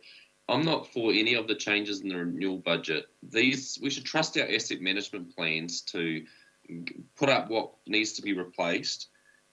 We've already had the officers, the CFO, say that this is on a 3-year rolling average, and so the impact on rates is so minor. And as far as executing our capital renewal budgets go, we're actually very good at that. Year on year, we actually perform quite well against renewals, and so it's no fear of us not executing type of activities. And just to kick it down the road doesn't make it any cheaper And I just rather trust our asset management plans, actually. So, you know, the 100,000 here and there is so minor in the greater scheme of things. I guess I'm speaking for every other issue as well. Thank you. I too will oppose it. I just think IT and information management in this organisation is critical, and this is linked to it. So, again, I just think we are probably dicing with a little bit of, this is a risk to chop this. So I'm a bit like Councillor Dennison, that there has been some science behind why we need to replace gear, and maybe it is, there's a little bit of software involved in this and other bits and pieces that we're under detail and operational level that we don't need to really know about, but a part of it rather than just a pure piece of a device or replacement laptop or computer screen. So I won't be supporting it. Councillor Beattie. The same, Mr Mayor, and I'm also the same as Councillor Dennison. I'm not going to support any of this stuff going forward, including all the arena stuff. It's a false economy, because all that will happen is next year we will have to replace it at an inflation running at 9%. Now it'll be 9% DERA plus. And the other thing with this computer replacements, I mean, a lot of the stuff, the staff are working from home, and we haven't had that technology, so some of them will have to have 2 or 3 devices depending on what work and that they're doing. So we need to give the staff tools to be able to do their job. So I'm like Councillor Dennison, I trust that the staff are putting in the appropriate budgets for the tools that they need. All right. Nobody else in the queue. Back to you for right reply. Yeah, thank you. Just to correct, or just to comment on the impact of renewals, following the advice from the Chief Financial Officer this morning about the impact on capital renewals, I've gone through the recommendations I had and refined them to ensure that the recommendations I'm proposing will have an impact. So this is a reduction. So 508,000, reducing 108,000 off will have the impact will be the same as reducing an operational cost of 35,000, and there's plenty of operational costs that were smaller than that we discussed this morning, and we thought they were worthwhile reducing. So I just want elected members to not consider capital renewals as not having an impact on the budget, because they absolutely do, and I think it's worth us focusing on that. I know perhaps it's something that elected members sometimes brush over in their preparation, in their thinking about where we could reduce costs, but it's an area that we have made a big step up in this LTP. I think we've probably overreached a little bit in terms of what that actually is costing our ratepayers. With $4 million deferral, that is going to be a huge, very significant increase in capital renewals that we have to deliver this year, which is of significant cost. So just wanted to clarify that point, particularly after the comments from Councillor Dennison. Okay, councillors, we will vote.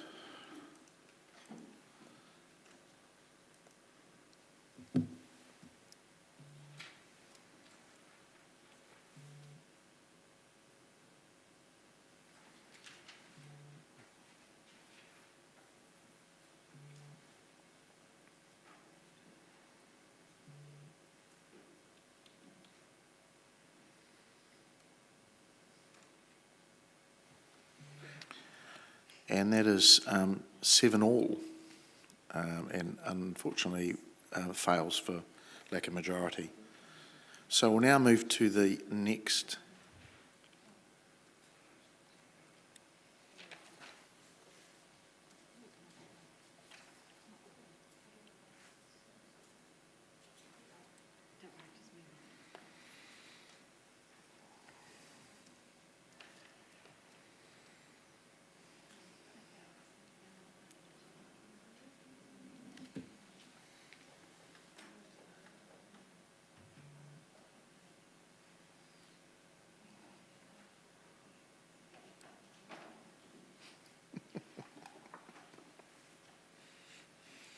All right, again, this is a capital program reduction. and deferring, not a reduction, it's a defer to the following program to the 23-24 year. Program 1960, Arena, CET Arena, Arena 1, sound system replacement for the Oval of 205,000. And Councillor Naylor, to you. I think I was going to skip that one. Okay, all right, brilliant. That one's gone, it's withdrawn. Okay, we'll get the next one up, please.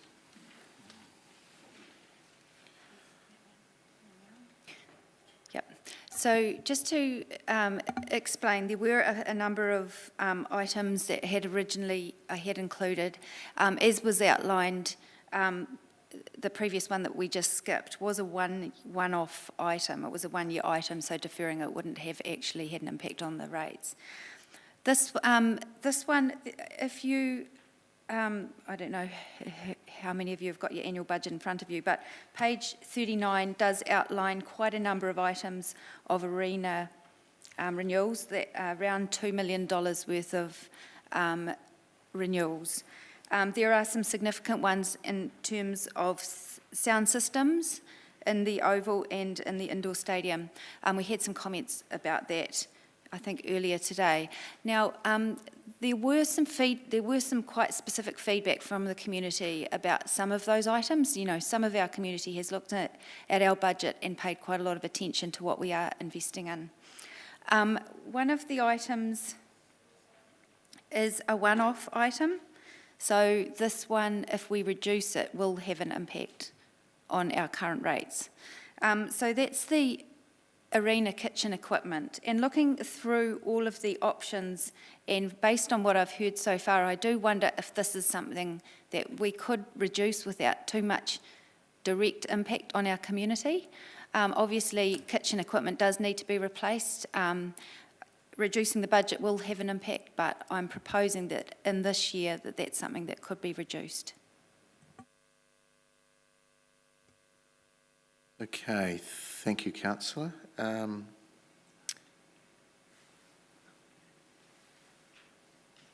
Councillor Harper. Could I ask a question to John? Yes.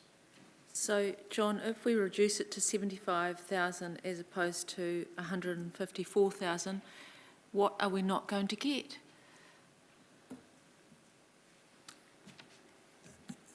The budget of 154,000 had not been identified for specific items at this point in time, and obviously that would be something that we would consult with the caterers and with my facility manager where it was best to be aimed. But in saying that, we have already identified that there are 6 to 8 of our alto shems, which are hot boxes, that need to be replaced. They're over 20 years old. They cost between $12,000 and $15,000 per unit to replace, and this is what's used behind the scenes. When we have a 600-person dinner or the New Zealand Food Awards, LGNZ conference coming up, property brokers, Toyota, etc., this is where all the food's kept, prepared, kept warm, finish off their cooking behind the scenes. If you've attended some of those events, what you don't see behind the scenes is us with 2 or 3 electricians and contractors fighting to keep these things alive. We can't get parts for them. It's debauchery behind the scenes.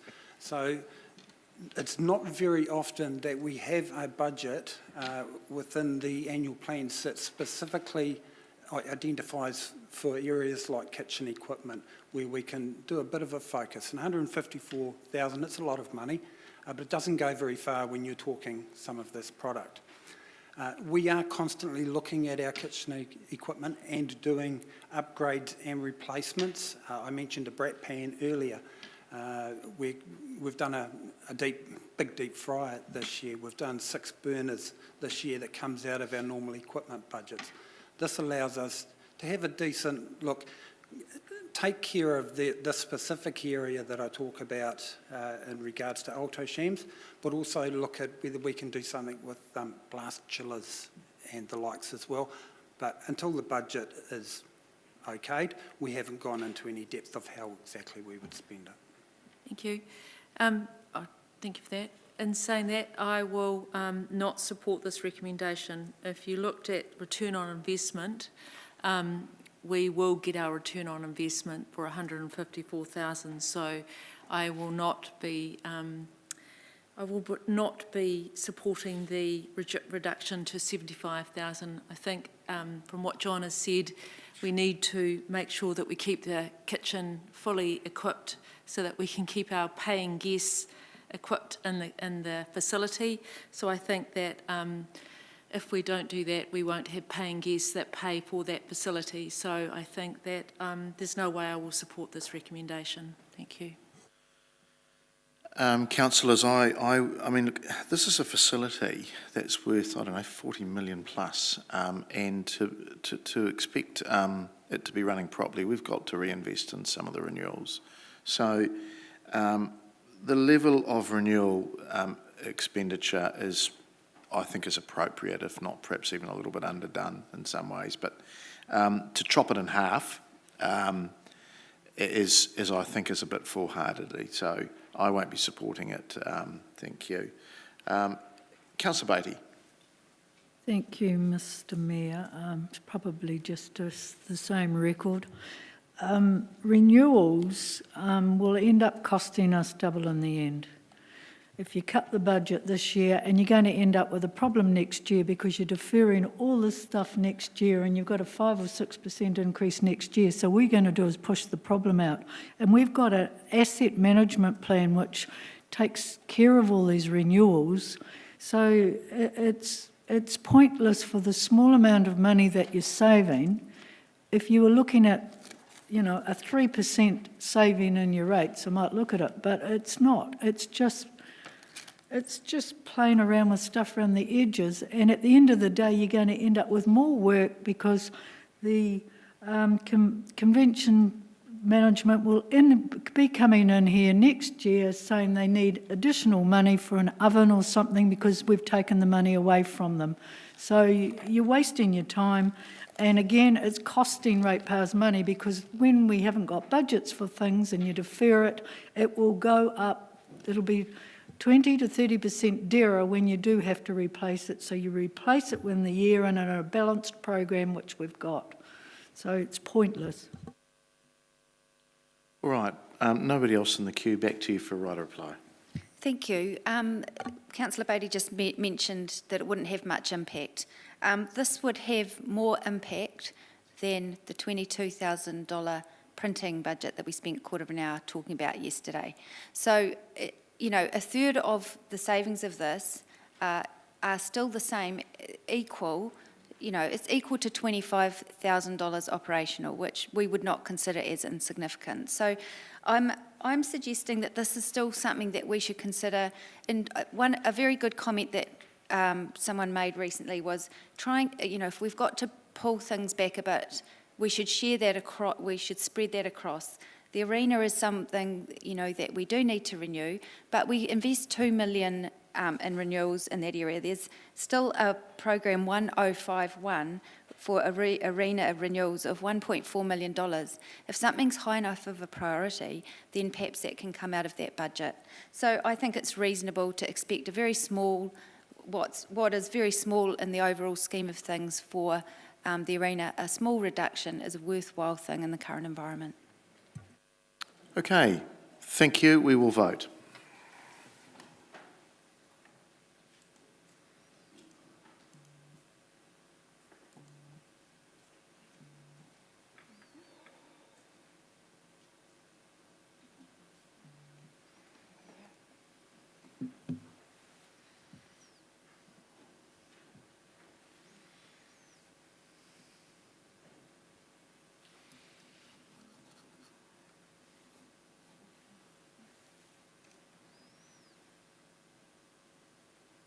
And that has failed. 4 votes for, 10 against.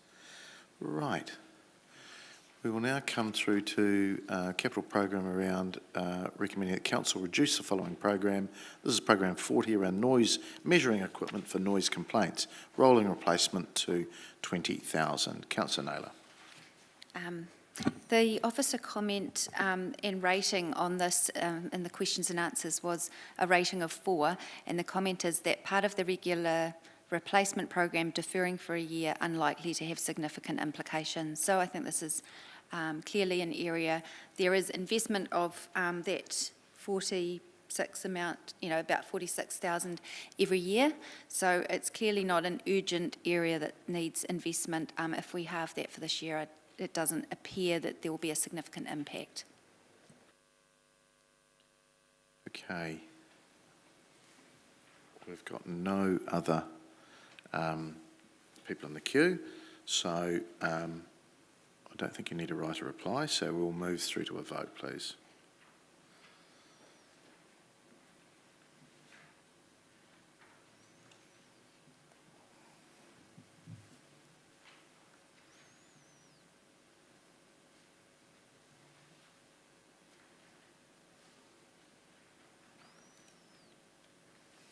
And that has passed 9 votes for, with 5 against. Okay. We'll move through to the next one, and this is again around capital program. Committee recommends that council reduce the following program, program 68 around aerial photography, to 20,000. Councillor Naylor. Thank you. This is a yearly amount. I'm not sure if this one was on the list to have a comment from officers. Oh, here it is. Sorry, I might need to withdraw this one. This one actually says that the photography is already under contract. Sorry, I'd missed that. So perhaps we can delete this one. Yeah, I was just going to, we're going to withdraw it, but I was just going to get some officer comment because I believe there were some contracts in place. But that's fine. Sorry, just still catching up with some of the information that was provided yesterday. Thank you. All right. Thank you, councillors. That's done our renewals and our capital new. We still have some that actions proposed from direct responses to submissions, but I think we've got a catch-all substantive recommendation coming just to pull everything together. Just wait for that to come up.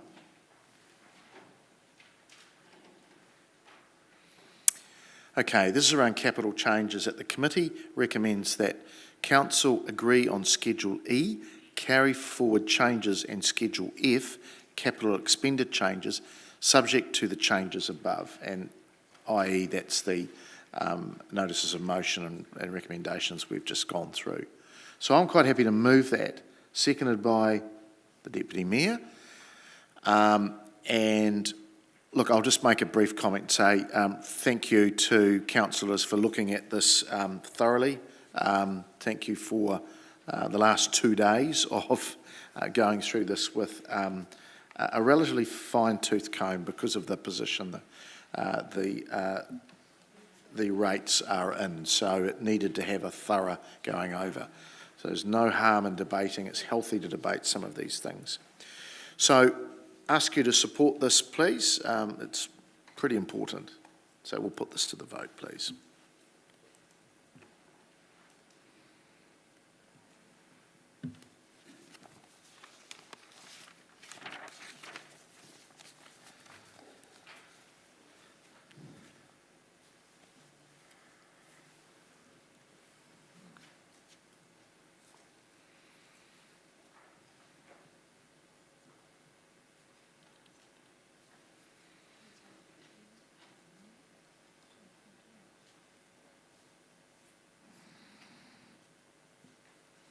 Okay, that has passed 14 votes for, none against. Thank you.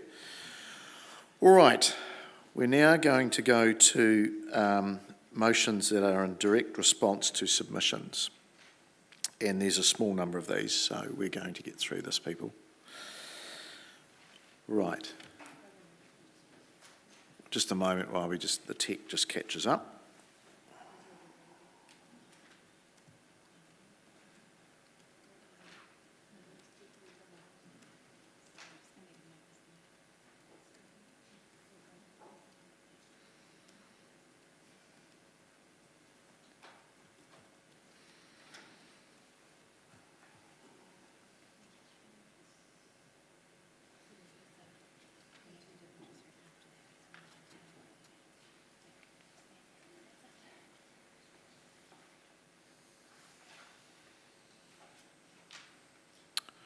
Okay, it's coming up now.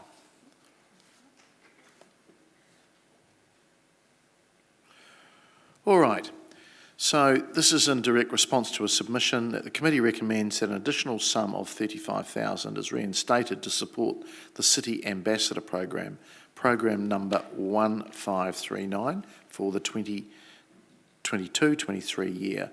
And Councillor Hancock, you'd speak to this, please. Thanks, Mr Mayor. And just before I speak to this, if I can just have that amount just altered to 34,000, because there is actually 36 in the LTP. So I'm just doing my bit to support things today. Look, I will try and be a little bit brief, but there is a little bit of ground to cover on this.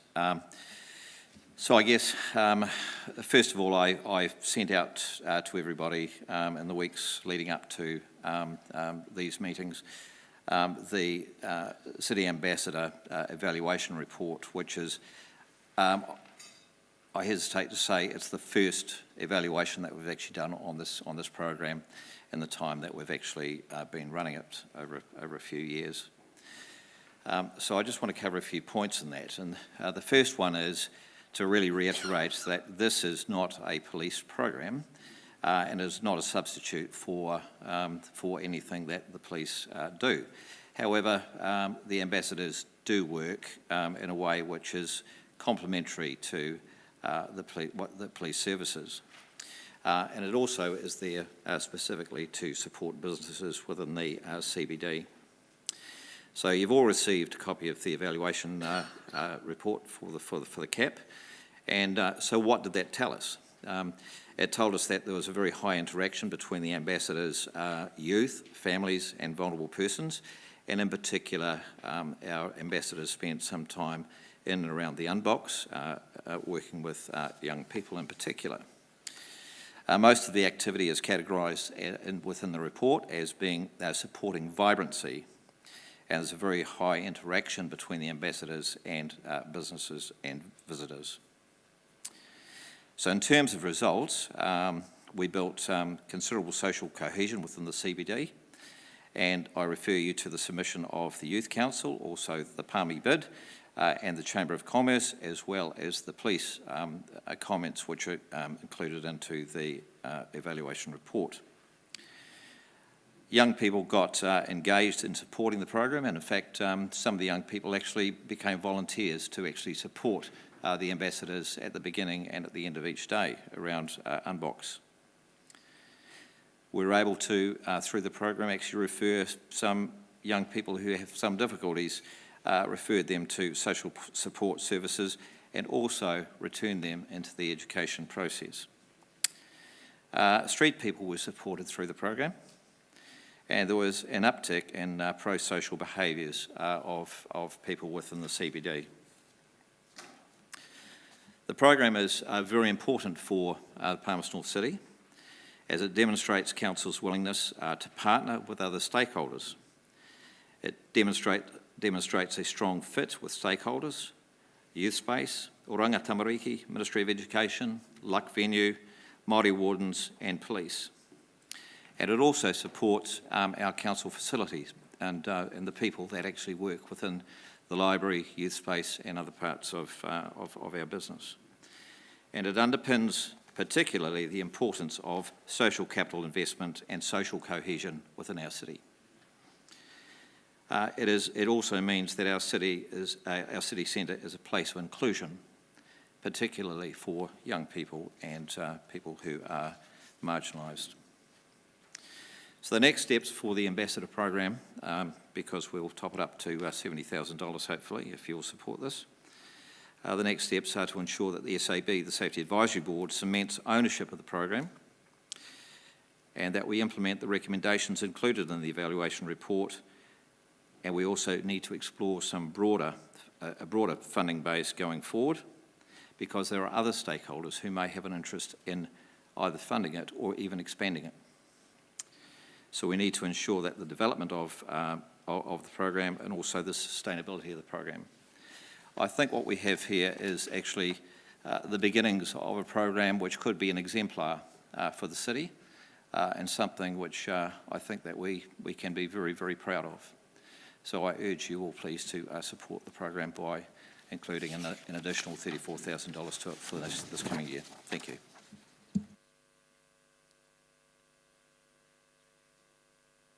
Councillor Harper. Thanks, Mr Mayor. Thanks to Councillor Hancock for the extensive briefing to us. I'm just going to be very brief and just say that I fully support this recommendation.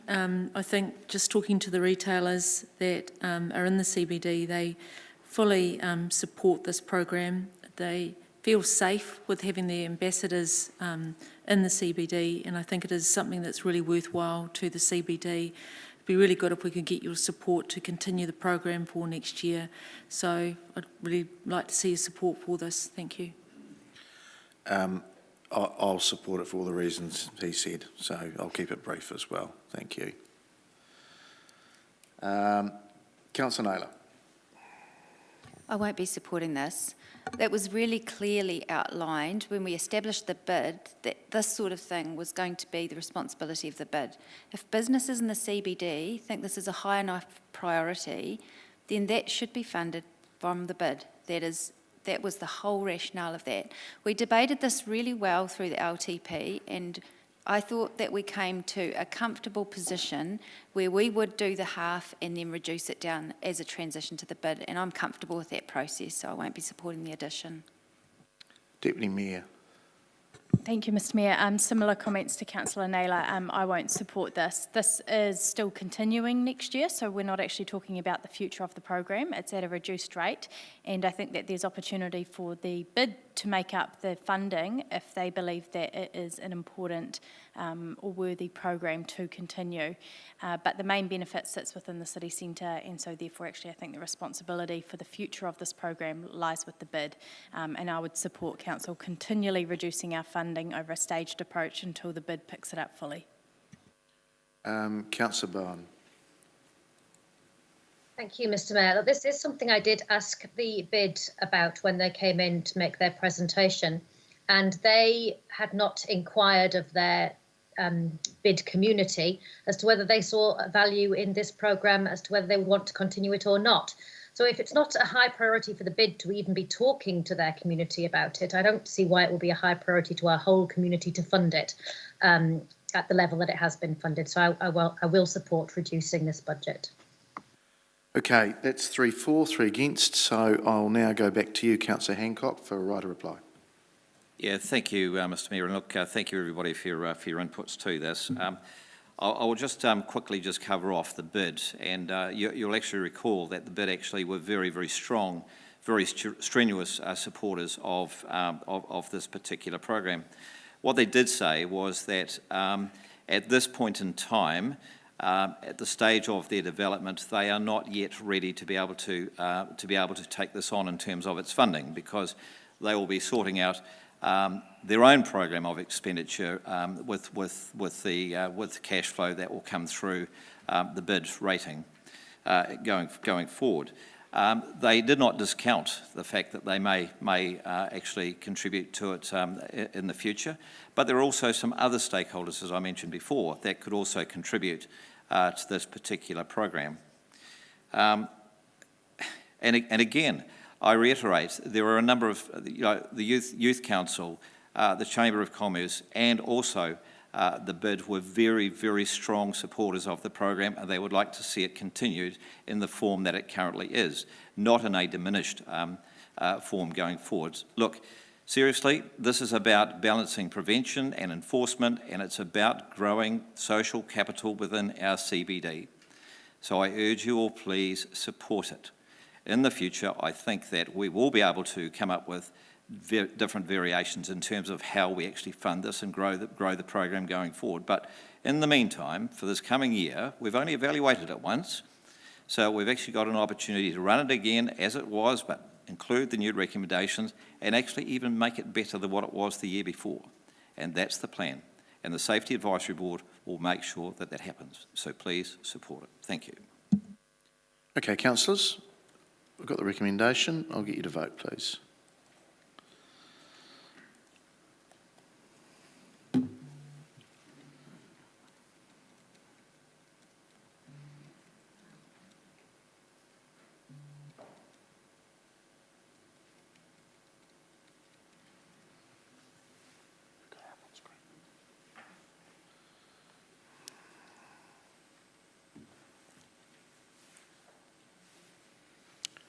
That is passed. 10 votes for and 4 against.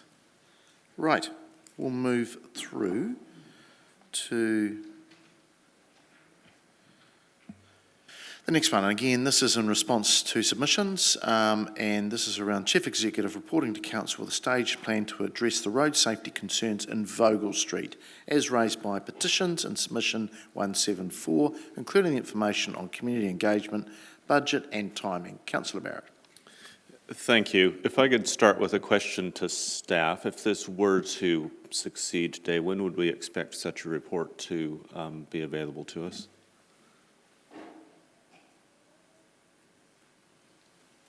Thank you, Councillor Barrett, through the chair. So we've done some preliminary thinking about this. You'll see a response went out in the attachments, comments back to the submissions. So we've done some preliminary thinking about it. We could report on that preliminary thinking, presumably at the August infrastructure, to look at the more complex element, the element of developing a programme of more expensive treatments that we've talked about on page 25 would take longer, but we could come with a slightly more padded version of our comments to give you an indication of what's possible in August. It's just that it wouldn't necessarily get into some of the detail, particularly about the longer term changes to the road. Thank you, that's helpful. Mr. Mayor, to speak to this, first I'd like to acknowledge Rod and May and Vanja, who recent immigrants to our community, people who have recently joined the community here, for bringing this to our attention, for doing the work to actually raise a petition that raised quite a broad range of concerns in this area. And I think the overall clear message that we got through that petition is that Vogel Street isn't working, that it is unsafe, that it is a barrier to people crossing it, and especially challenging for people walking, people on bikes, and that it's taken quite a hammering, as we all know, when we go and visit that area. I would like us to urge you to support this, in that we do need to take a fairly broad lens look at this. I think there's some quick wins that were on offer, but I'd like to ensure that we get a comprehensive lens across this so that we have a staged and strategic approach to addressing the concerns that have been raised. So I would ask you to support it on that basis. Thank you, Councillor. Councillor Johnson. Thanks, Mr. Mayor. I have got a comment, but just before that, could we get an indication from officers of whether or not they need a budget assigned to this report?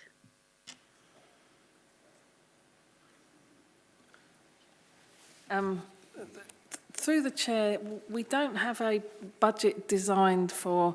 I think if we bought a report in August, it would be saying we need the budget to look in more detail at those extensive treatments.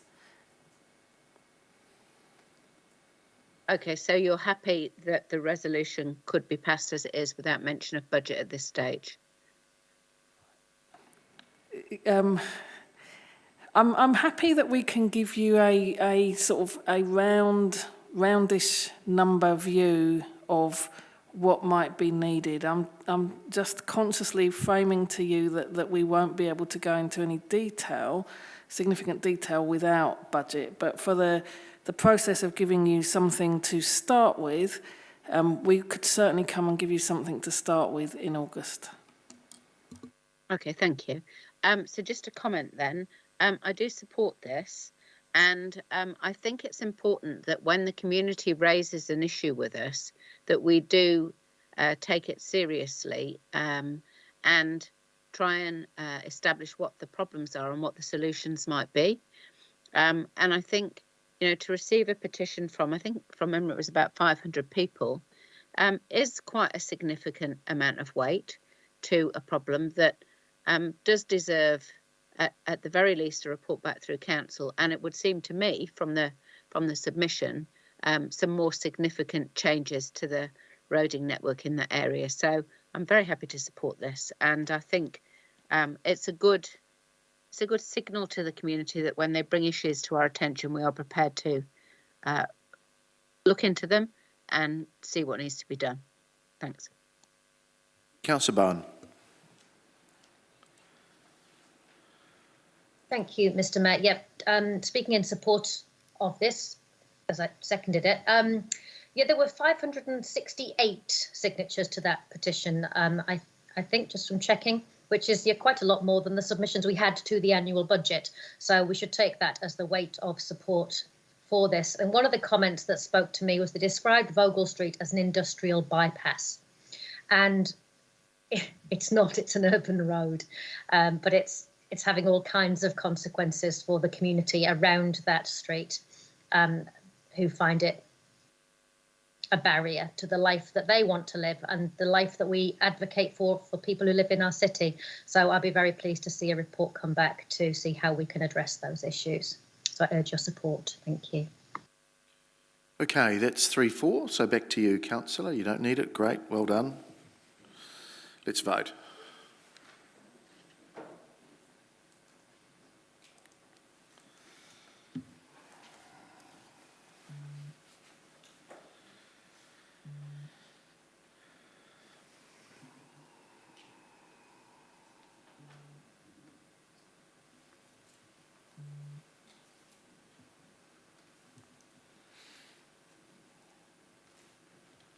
It is passed unanimously, 14 votes for, none against. Thank you.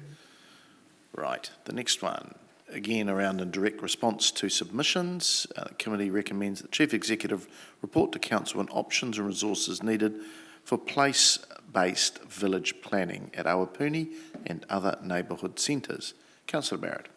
Thank you, Mr. Mayor, and would like to acknowledge former Councillor Annette Nixon and Dave Chappell and others around them for their quite tireless advocacy for the community and the place that is centred at Awapuni Village.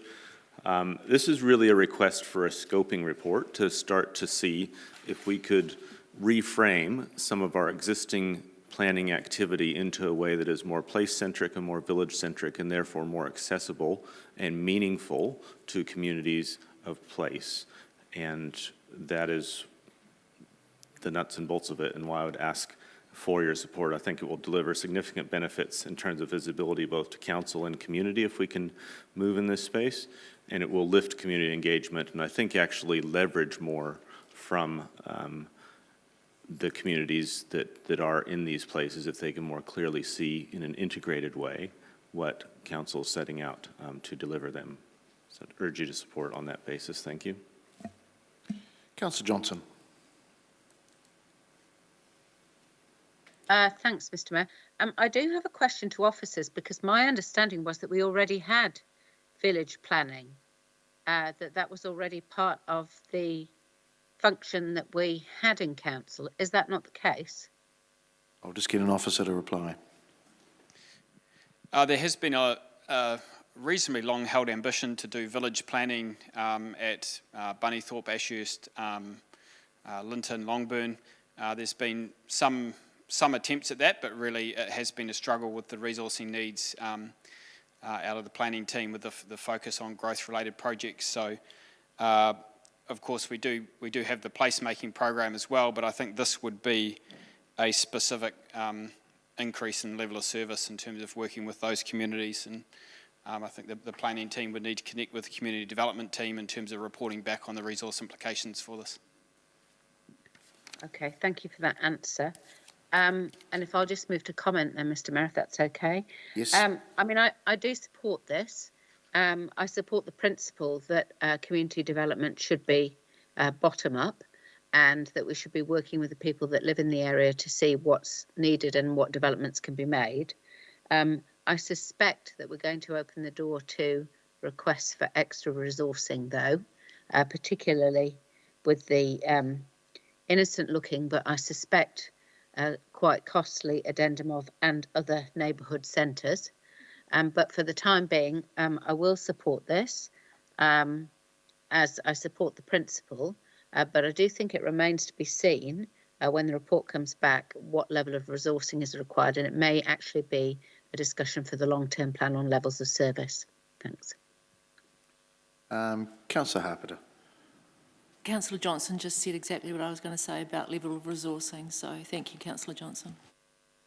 Deputy Mayor. Thank you, Mr Mayor. I think Councillor Johnson's absolutely hit the nail on the head that this is likely to open up some questions around resourcing, which is probably why it's quite important to do this work now so that it can actually feed into the long-term plan. If there is a desire to take a wider neighbourhood lens on community development and community-led initiatives, then actually that might be a little bit of a change around how we do things as a council, particularly in response to infrastructure needs and other community needs. So my support behind this actually sits largely with probably the concerns Councillor Johnson outlined around what this could mean and in terms of scope. And so that's why I was interested in getting a report back to say where could we actually go with this and what could this look like. Okay, back to you, Councillor Barrett, for any right of reply. Just briefly to thank colleagues for comments and would fully endorse what's been said. Okay, we will vote, please.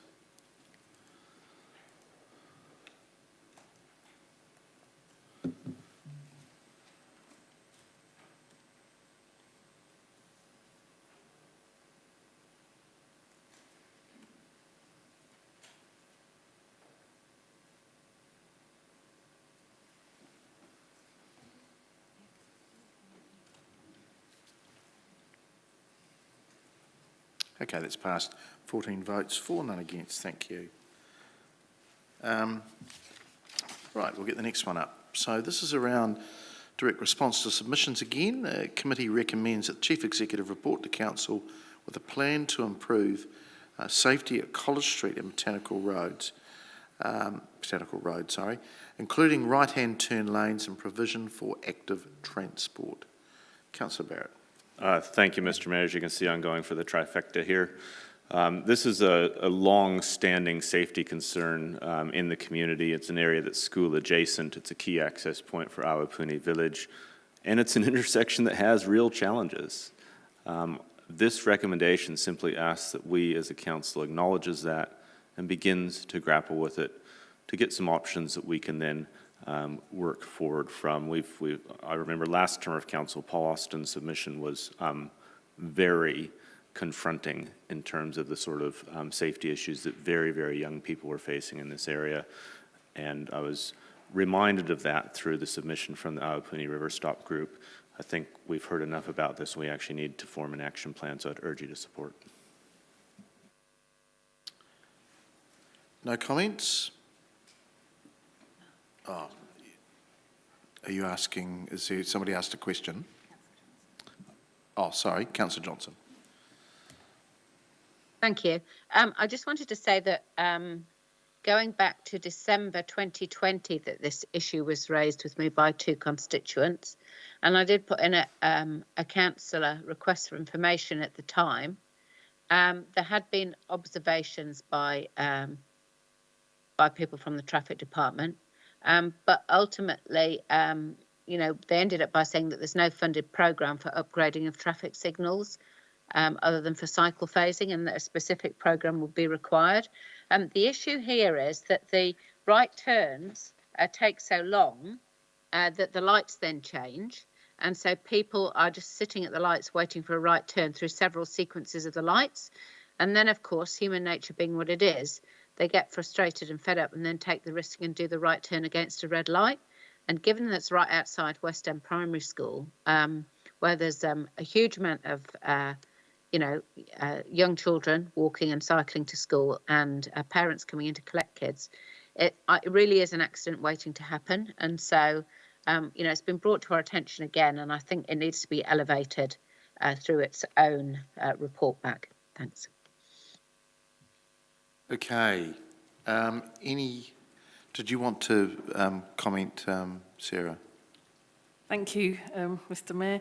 I just wanted to say this one, because the problem is better understood. The first one that we spoke about is what we were talking about coming back with was that problem confirmation and an outline plan.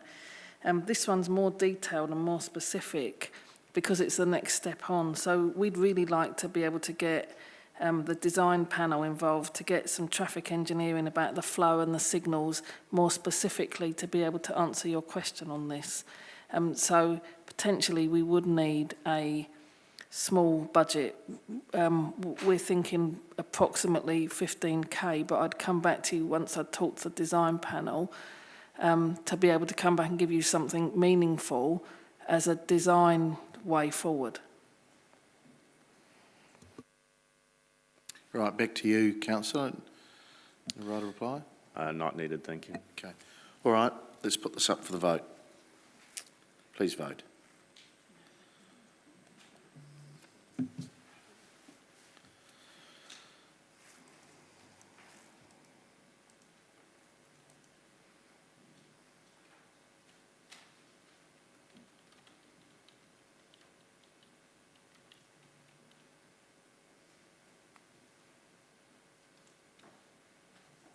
It is passed. Excuse me, 14 votes for, none against. Can I just clarify? If a 15k budget is required for it, we're not going to get a report because we don't have budget in for it. So can I just clarify? If I can... Well, they've got a design panel budget. That's what I was seeking to say. That sorry, clearly I didn't communicate that well. But yes, I was seeking to say we would like to have a budget of 15k approved, please, so that we can get the design panel going on it and get. Can it not be done out of existing budget, Sarah? You've got a $500,000 design budget for panels. We've got.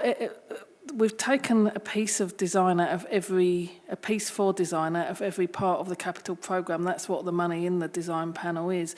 But this one doesn't have any current budget. So we'd like to add that in.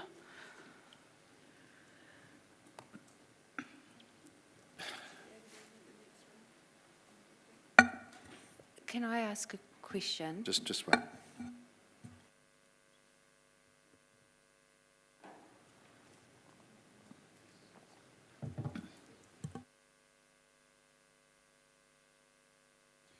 Three options. The officer can put together a report to request that money.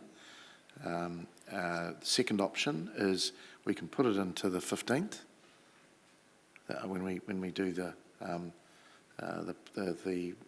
approval of the Committee of Council, or we can put something up right now. My favour is to put it up on the 15th if it's needed.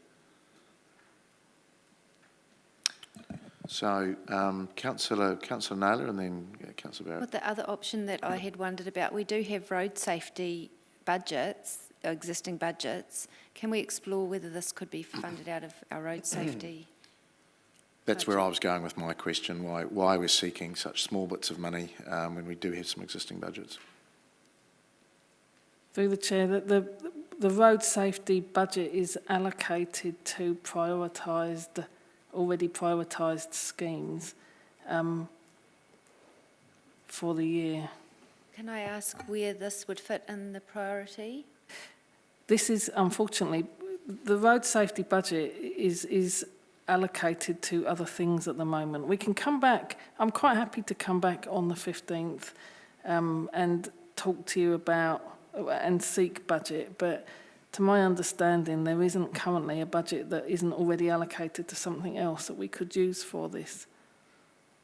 I guess my comment, if we can make comments, it sounds like we're making a decision about something, is that can't this be fed into the framework that we currently have for road safety so that we can see where this would sit in the priority for implementation? That's why it would be good to get a report to maybe the 15th. Can we get a report to the meeting of the 15th?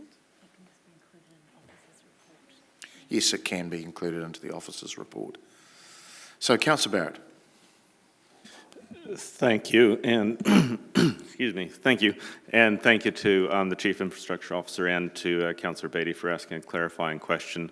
I think this is in front of us now, and it's front of mind, and I think it would be simplest just to move on it. So I'd like to move that we establish a budget of $15,000 to commence work in this area. And ask for a seconder.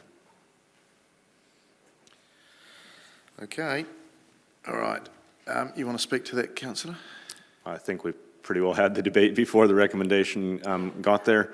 We've got a serious transport issue here that does need some investigation. Unfortunately, the algorithms that sit inside the organization haven't sufficiently prioritized it, and we need to be able to move on it. Okay, I'll comment. I'm in two minds. I mean, absolutely want to support this, but I suppose I'm just, there are programs that should be able to cover this at 15,000.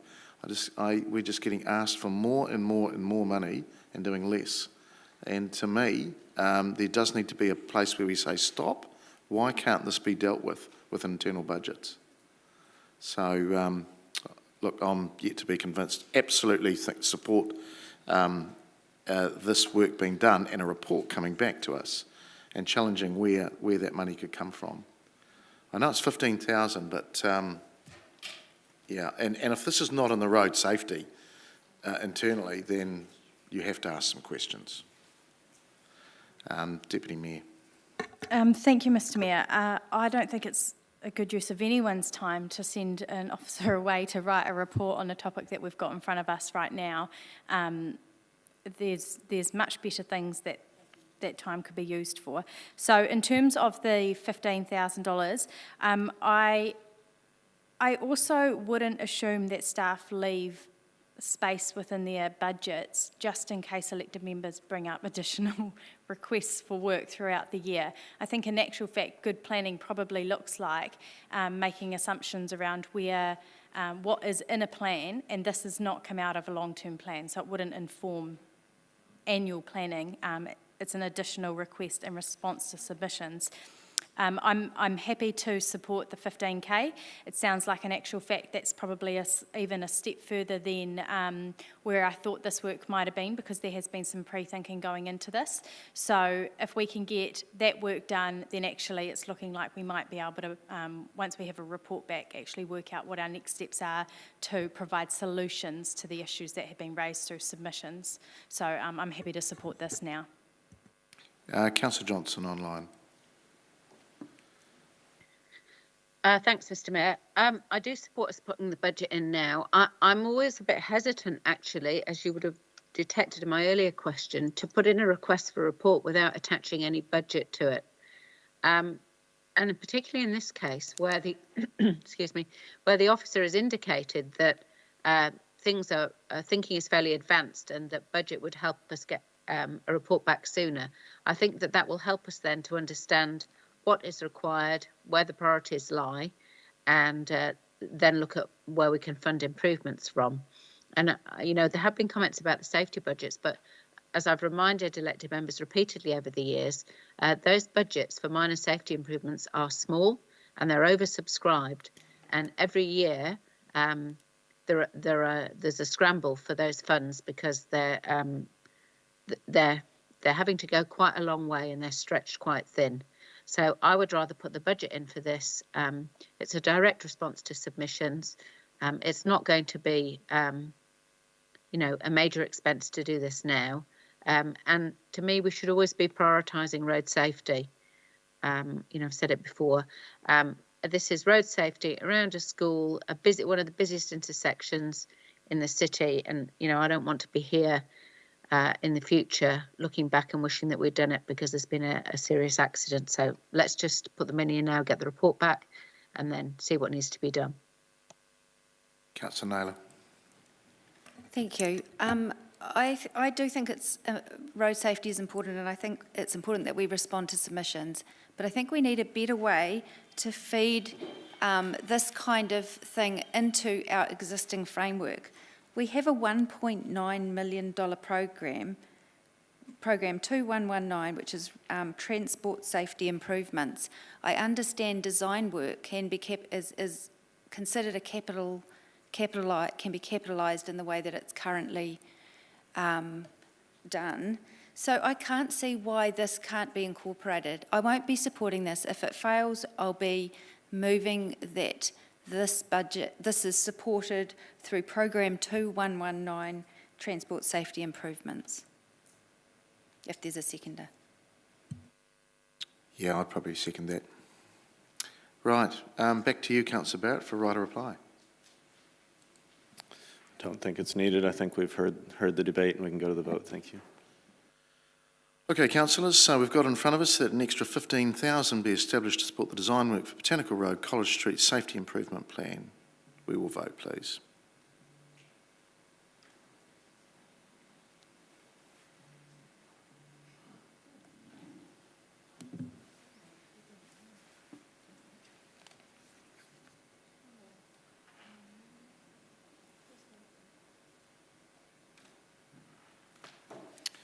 And that is passed, 11 votes for and 3 against. Okay, we will go to our second to last.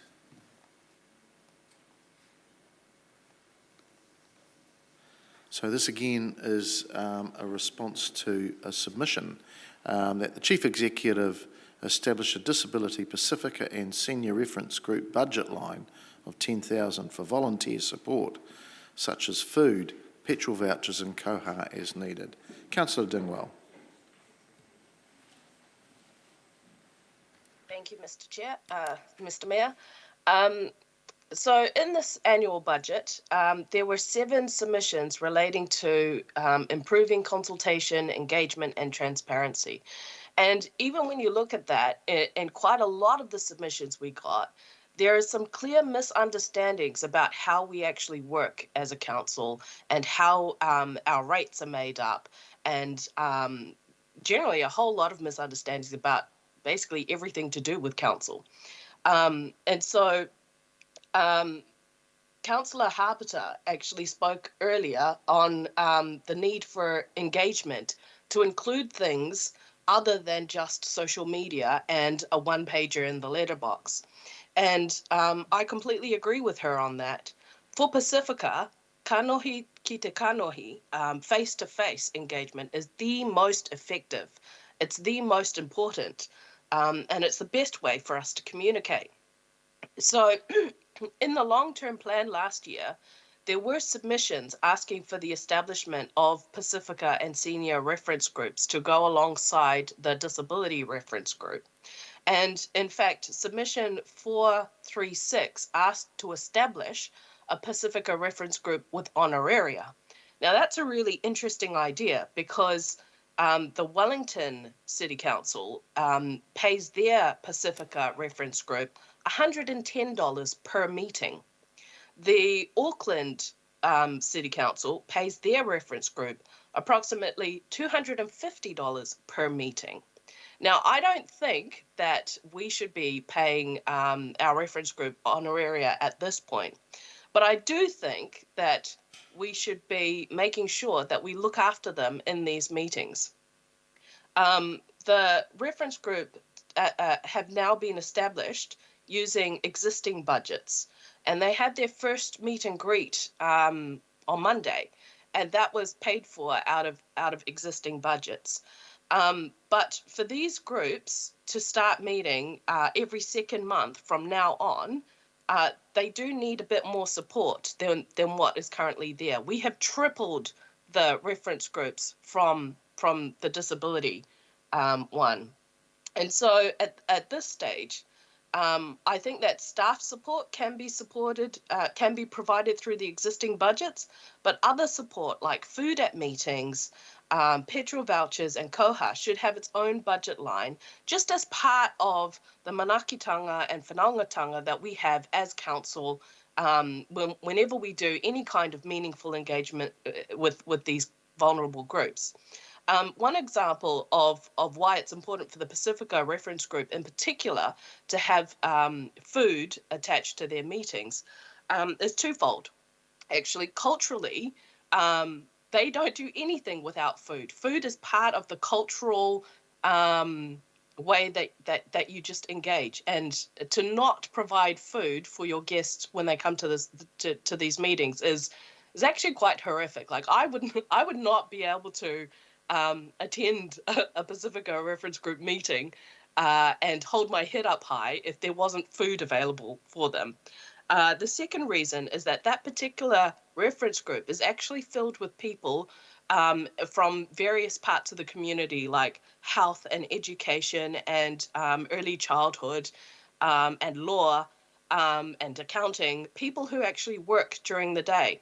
And so those meetings have been proposed to happen between 5:30 and 7:30 at night, which is quite late for a lot of reference groups.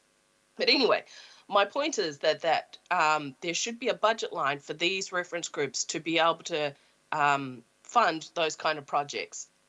These are big groups of people, up to 15 in each, that are working towards understanding council's goals, that are working towards communicating them further in the public sphere and providing feedback back to us. So that 10K is actually quite good value for money when you think about marketing.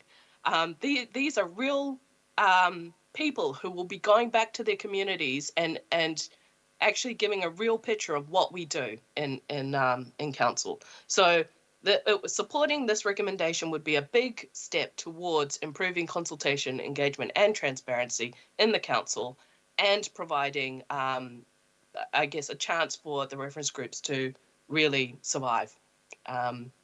So yes, I'll leave it there. Thanks, Councillor. I'll kick it off. I mean, it's great that we've got volunteer groups, and I know they came to us actually around the submissions and wanting to be part of it. I can't recall anything around honorariums and being paid. And I suppose the word volunteer would then disappear from that group because they're getting paid. We provide beverages and coffee and tea and food for biscuits for groups, so I can't see that being an issue. These sort of people that give their time, we've done a welcoming and opening for them, and we normally provide something at the end of the year for people to get together. But this isn't Wellington or Auckland, this is Papiaoa, Palmerston North, and I would hate to think we start paying everybody just to front up. So I won't be supporting it, and I think there's other ways of people being supported. Councillor Naylor. Thank you. I'm a little bit stunned by this proposal actually, because as the representative on the Disability Reference Group for the last 4 years, my observations is that staff have supported that group incredibly well with enabling car parking, vouchers, at times food and drink. I don't think there's ever been an issue. This request I have not seen come up in any submission specifically. It's a bit of a long bow to connect it to engagement and transparency. I support the establishment of these 2 new groups. I think when officers set that up, if there was a need for additional funding to support that, then that would have come to us from officers. I haven't heard officers raise this as an issue, so from my perspective, I don't think this is necessary and I won't be supporting it. Councillor Finn. Sorry, the other quick thing I was going to say, there is also a very small portfolio budget that I think hardly ever gets used. So if there was a one-off thing that needed to be supported, I think then that's also available. Yeah, thank you, Councillor. Councillor Finlay. Yeah, I seconded this mainly because, firstly, it's not something new for this council at all. For years, the arts funding group that meets the people that volunteer to go onto that panel get paid $80 a meeting. So that is one thing we have done in the past. Also, the low income subcommittee, we paid them $80 per meeting. The ward committees got paid $80 per meeting. So it's not new for council. But I'm not recommending we pay the volunteers any money because you say there wouldn't be volunteers. But I do think there needs to be some sort of small budget that needs to be there for a cup of tea and a ginger nut or whatever. So I did at the welcoming, I did ask a couple of staff members, there will be morning and afternoon tea supplied, you know, when they meet. And the answer I got was, there is no budget for it. Now, Councillor Dingle also heard that, so we decided that we'd put in for a small budget so that these people who are volunteering to come and serve our council to have a cup of tea and a biscuit. Now, that's not massive, but we do need, if the staff can come along and say to us, there's no budget for a cup of tea, what happens then? We'll take them down to the verdict and charge it up to the mayor's account. But we need to have a small budget so that we can have a cup of tea and a biscuit. Thank you. Councillor Johnson. Sorry, Mr. Mayor, still giggling at that last comment. I've got a comment, but I just wondered if there was any staff comment on this proposal, because I haven't heard or seen from staff about it. In other words, if staff could comment on whether they feel it is necessary, and if they do feel it's necessary, whether it's about the right amount, etc., that would be helpful. I think the most important thing that the proposal is around recognising the mana of the people who are playing a role for the council. So as these advisory groups, the support is not necessarily around payment, but it's recognising the mana of these people that are essentially giving advice or responding to the needs of council. So I think they play an important role. Whether this proposal is supported or not, in my role, I will ensure that these people are respected and that their minimum is a cup of tea and a ginger nut. And it will probably be hot sausage rolls and a little bit of sauce. Thank you, Anton. That's very helpful. Yeah, I guess I am going to support this. I think it is important that we recognise that we don't have necessarily community boards. We don't have many sort of subsidiary committees under us as council, and we have a large city. We've got a very successful reference group in the Disability Reference Group, and they've brought some very useful and relevant recommendations to committee. And we're looking for the same sort of thing from Pacifica and Seniors. Now, I know that Pacifica and Seniors did, you know, the communities themselves did ask to have reference groups, but at the same time, I think a little bit of hospitality for what's going to be 45 people meeting between 4 and 6 times a year. I think a little bit of hospitality is required. We're not talking about a slap-up dinner, I'm sure. So I appreciated Anton's remarks about the manner of the people on the groups, and I think it does go to that. It goes to recognition and respect. So I will support this, and I hope you do too. Okay, we've had 3-4. Is there anybody else want to speak against? Councillor Dennison. Thank you, Mr. Mayor. I thought, if I'm correct, I understand the proposed budget's 1,000. And then I understand it's spread over 3 reference groups. And then I understand they meet every second month. And then when I do the maths on that, it's like $555 a meeting. And then I understand up to 15 people will attend. That's like $37 a person. And I'm just going like, it seems an absurd amount to provide morning tea or evening hospitality, $555 a meeting. So so a couple of things come to mind. Are we talking about hot drinks and ginger nuts? Or are we talking a sit-down meal And the other thing I was wanting to understand around travel or transport costs, like I don't see Palmerston North having a lot of distance barriers to actually get around, and I can't see that taking up a lot of. And then the koha element, I just find that a little bit open-ended around who allocates that and who gifts that, and not having policy around that, I find a little bit uncomfortable. So initially the emphasis seems like on the movers' motion that it's more around food, but if it's around gifting money somehow to these people to attend, I want to make sure that there's some clearer policy around that. So the idea of the amount is probably, I see, a little bit excessive. Even half of that seems a lot of money.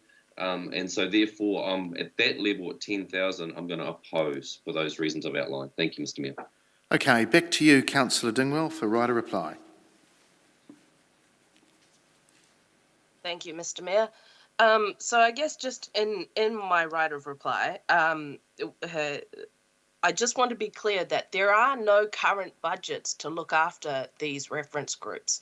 What's been happening previously with the disability reference groups is staff have been getting bits and pieces from other, I guess, pots around the place, but there is no budget for the reference groups.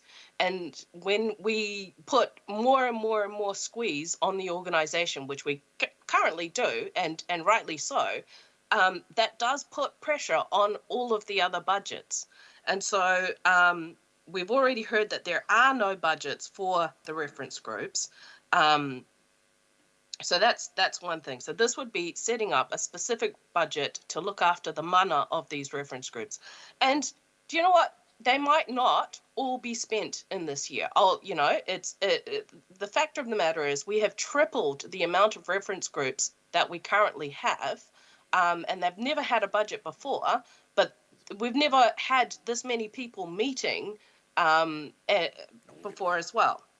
So that's one thing. In terms of what that fund would actually be spent on, I'm thinking that it's probably, predominantly spent on food, but actually I feel like that's probably an operational decision as well. Like we wouldn't necessarily go into every tiny minute detail of every budget, deciding whether we're buying, coffee or ginger nut biscuits in the other budgets. I mean, that's not something that we as governance should be doing. I just want the CE to set up a budget that looks after the mana of our volunteers on these reference groups. And if you felt that 10K was too much, you are more than welcome to put up an amendment to the amount that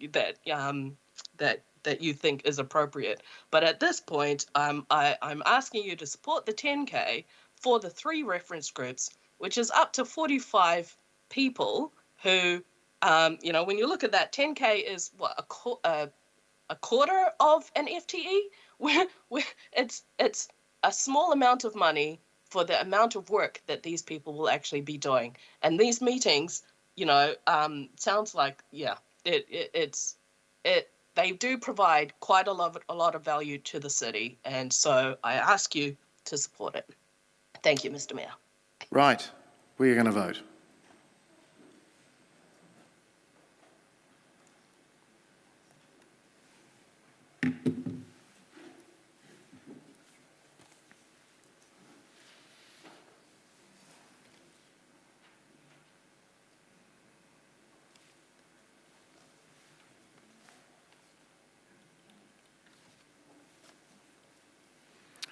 And that's 7-all, and it unfortunately fails for lack of majority.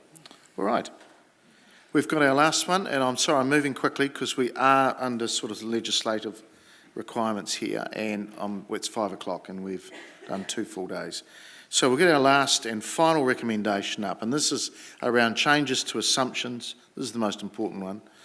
The committee recommends that Council agree to change the interest rate assumption. I'm going to move that, seconded by the Deputy Mayor, and I've just been told that we are looking at 5.8. So well done, everybody. It was 2 full days of getting through to that. So look, again, I'm going to do the 3-3, but I'm hoping we're not going to get too many comments. We are. Okay. Councillor Barrett. Thank you, Mr. Mayor. I am supporting in principle. I would be in stronger support if we actually clarified what it was being changed to. Well, it is not clear on the face of it. 3.4%, yeah. Thank you.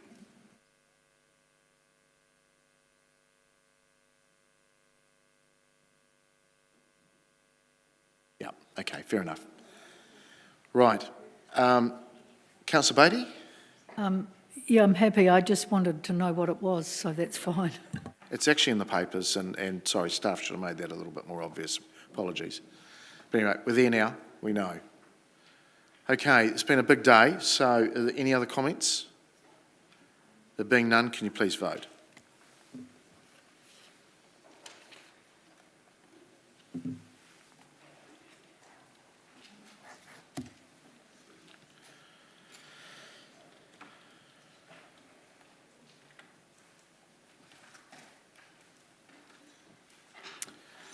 That's passed. 14 votes for and none against. Thank you. Just want to thank everybody, the staff especially, for work today. And we will look to pull this forward to our report on the 15th of June, and we will vote and then through to the 29th meeting. Councillor Naylor. Can I just ask, you mentioned that we were at 5.8%. Can I just clarify, is that without the remuneration change included or with it included? Thank you, Councillor. That is based on our current assumption that would be with that change included. If you recall, the total increase of the remuneration budget had a capital and a operational impact. There is a little bit reflected in the operating impact, but we did outline that that the operating impact wasn't where the majority of the new staff was. It was in the capital and other areas. So 5.8 includes that change. Can I just ask what the split, the assumption is around the split that's based on? We've factored in at this point 0.2% of rates as a result of that change, which is roughly about 10% of that reduction into the operational space.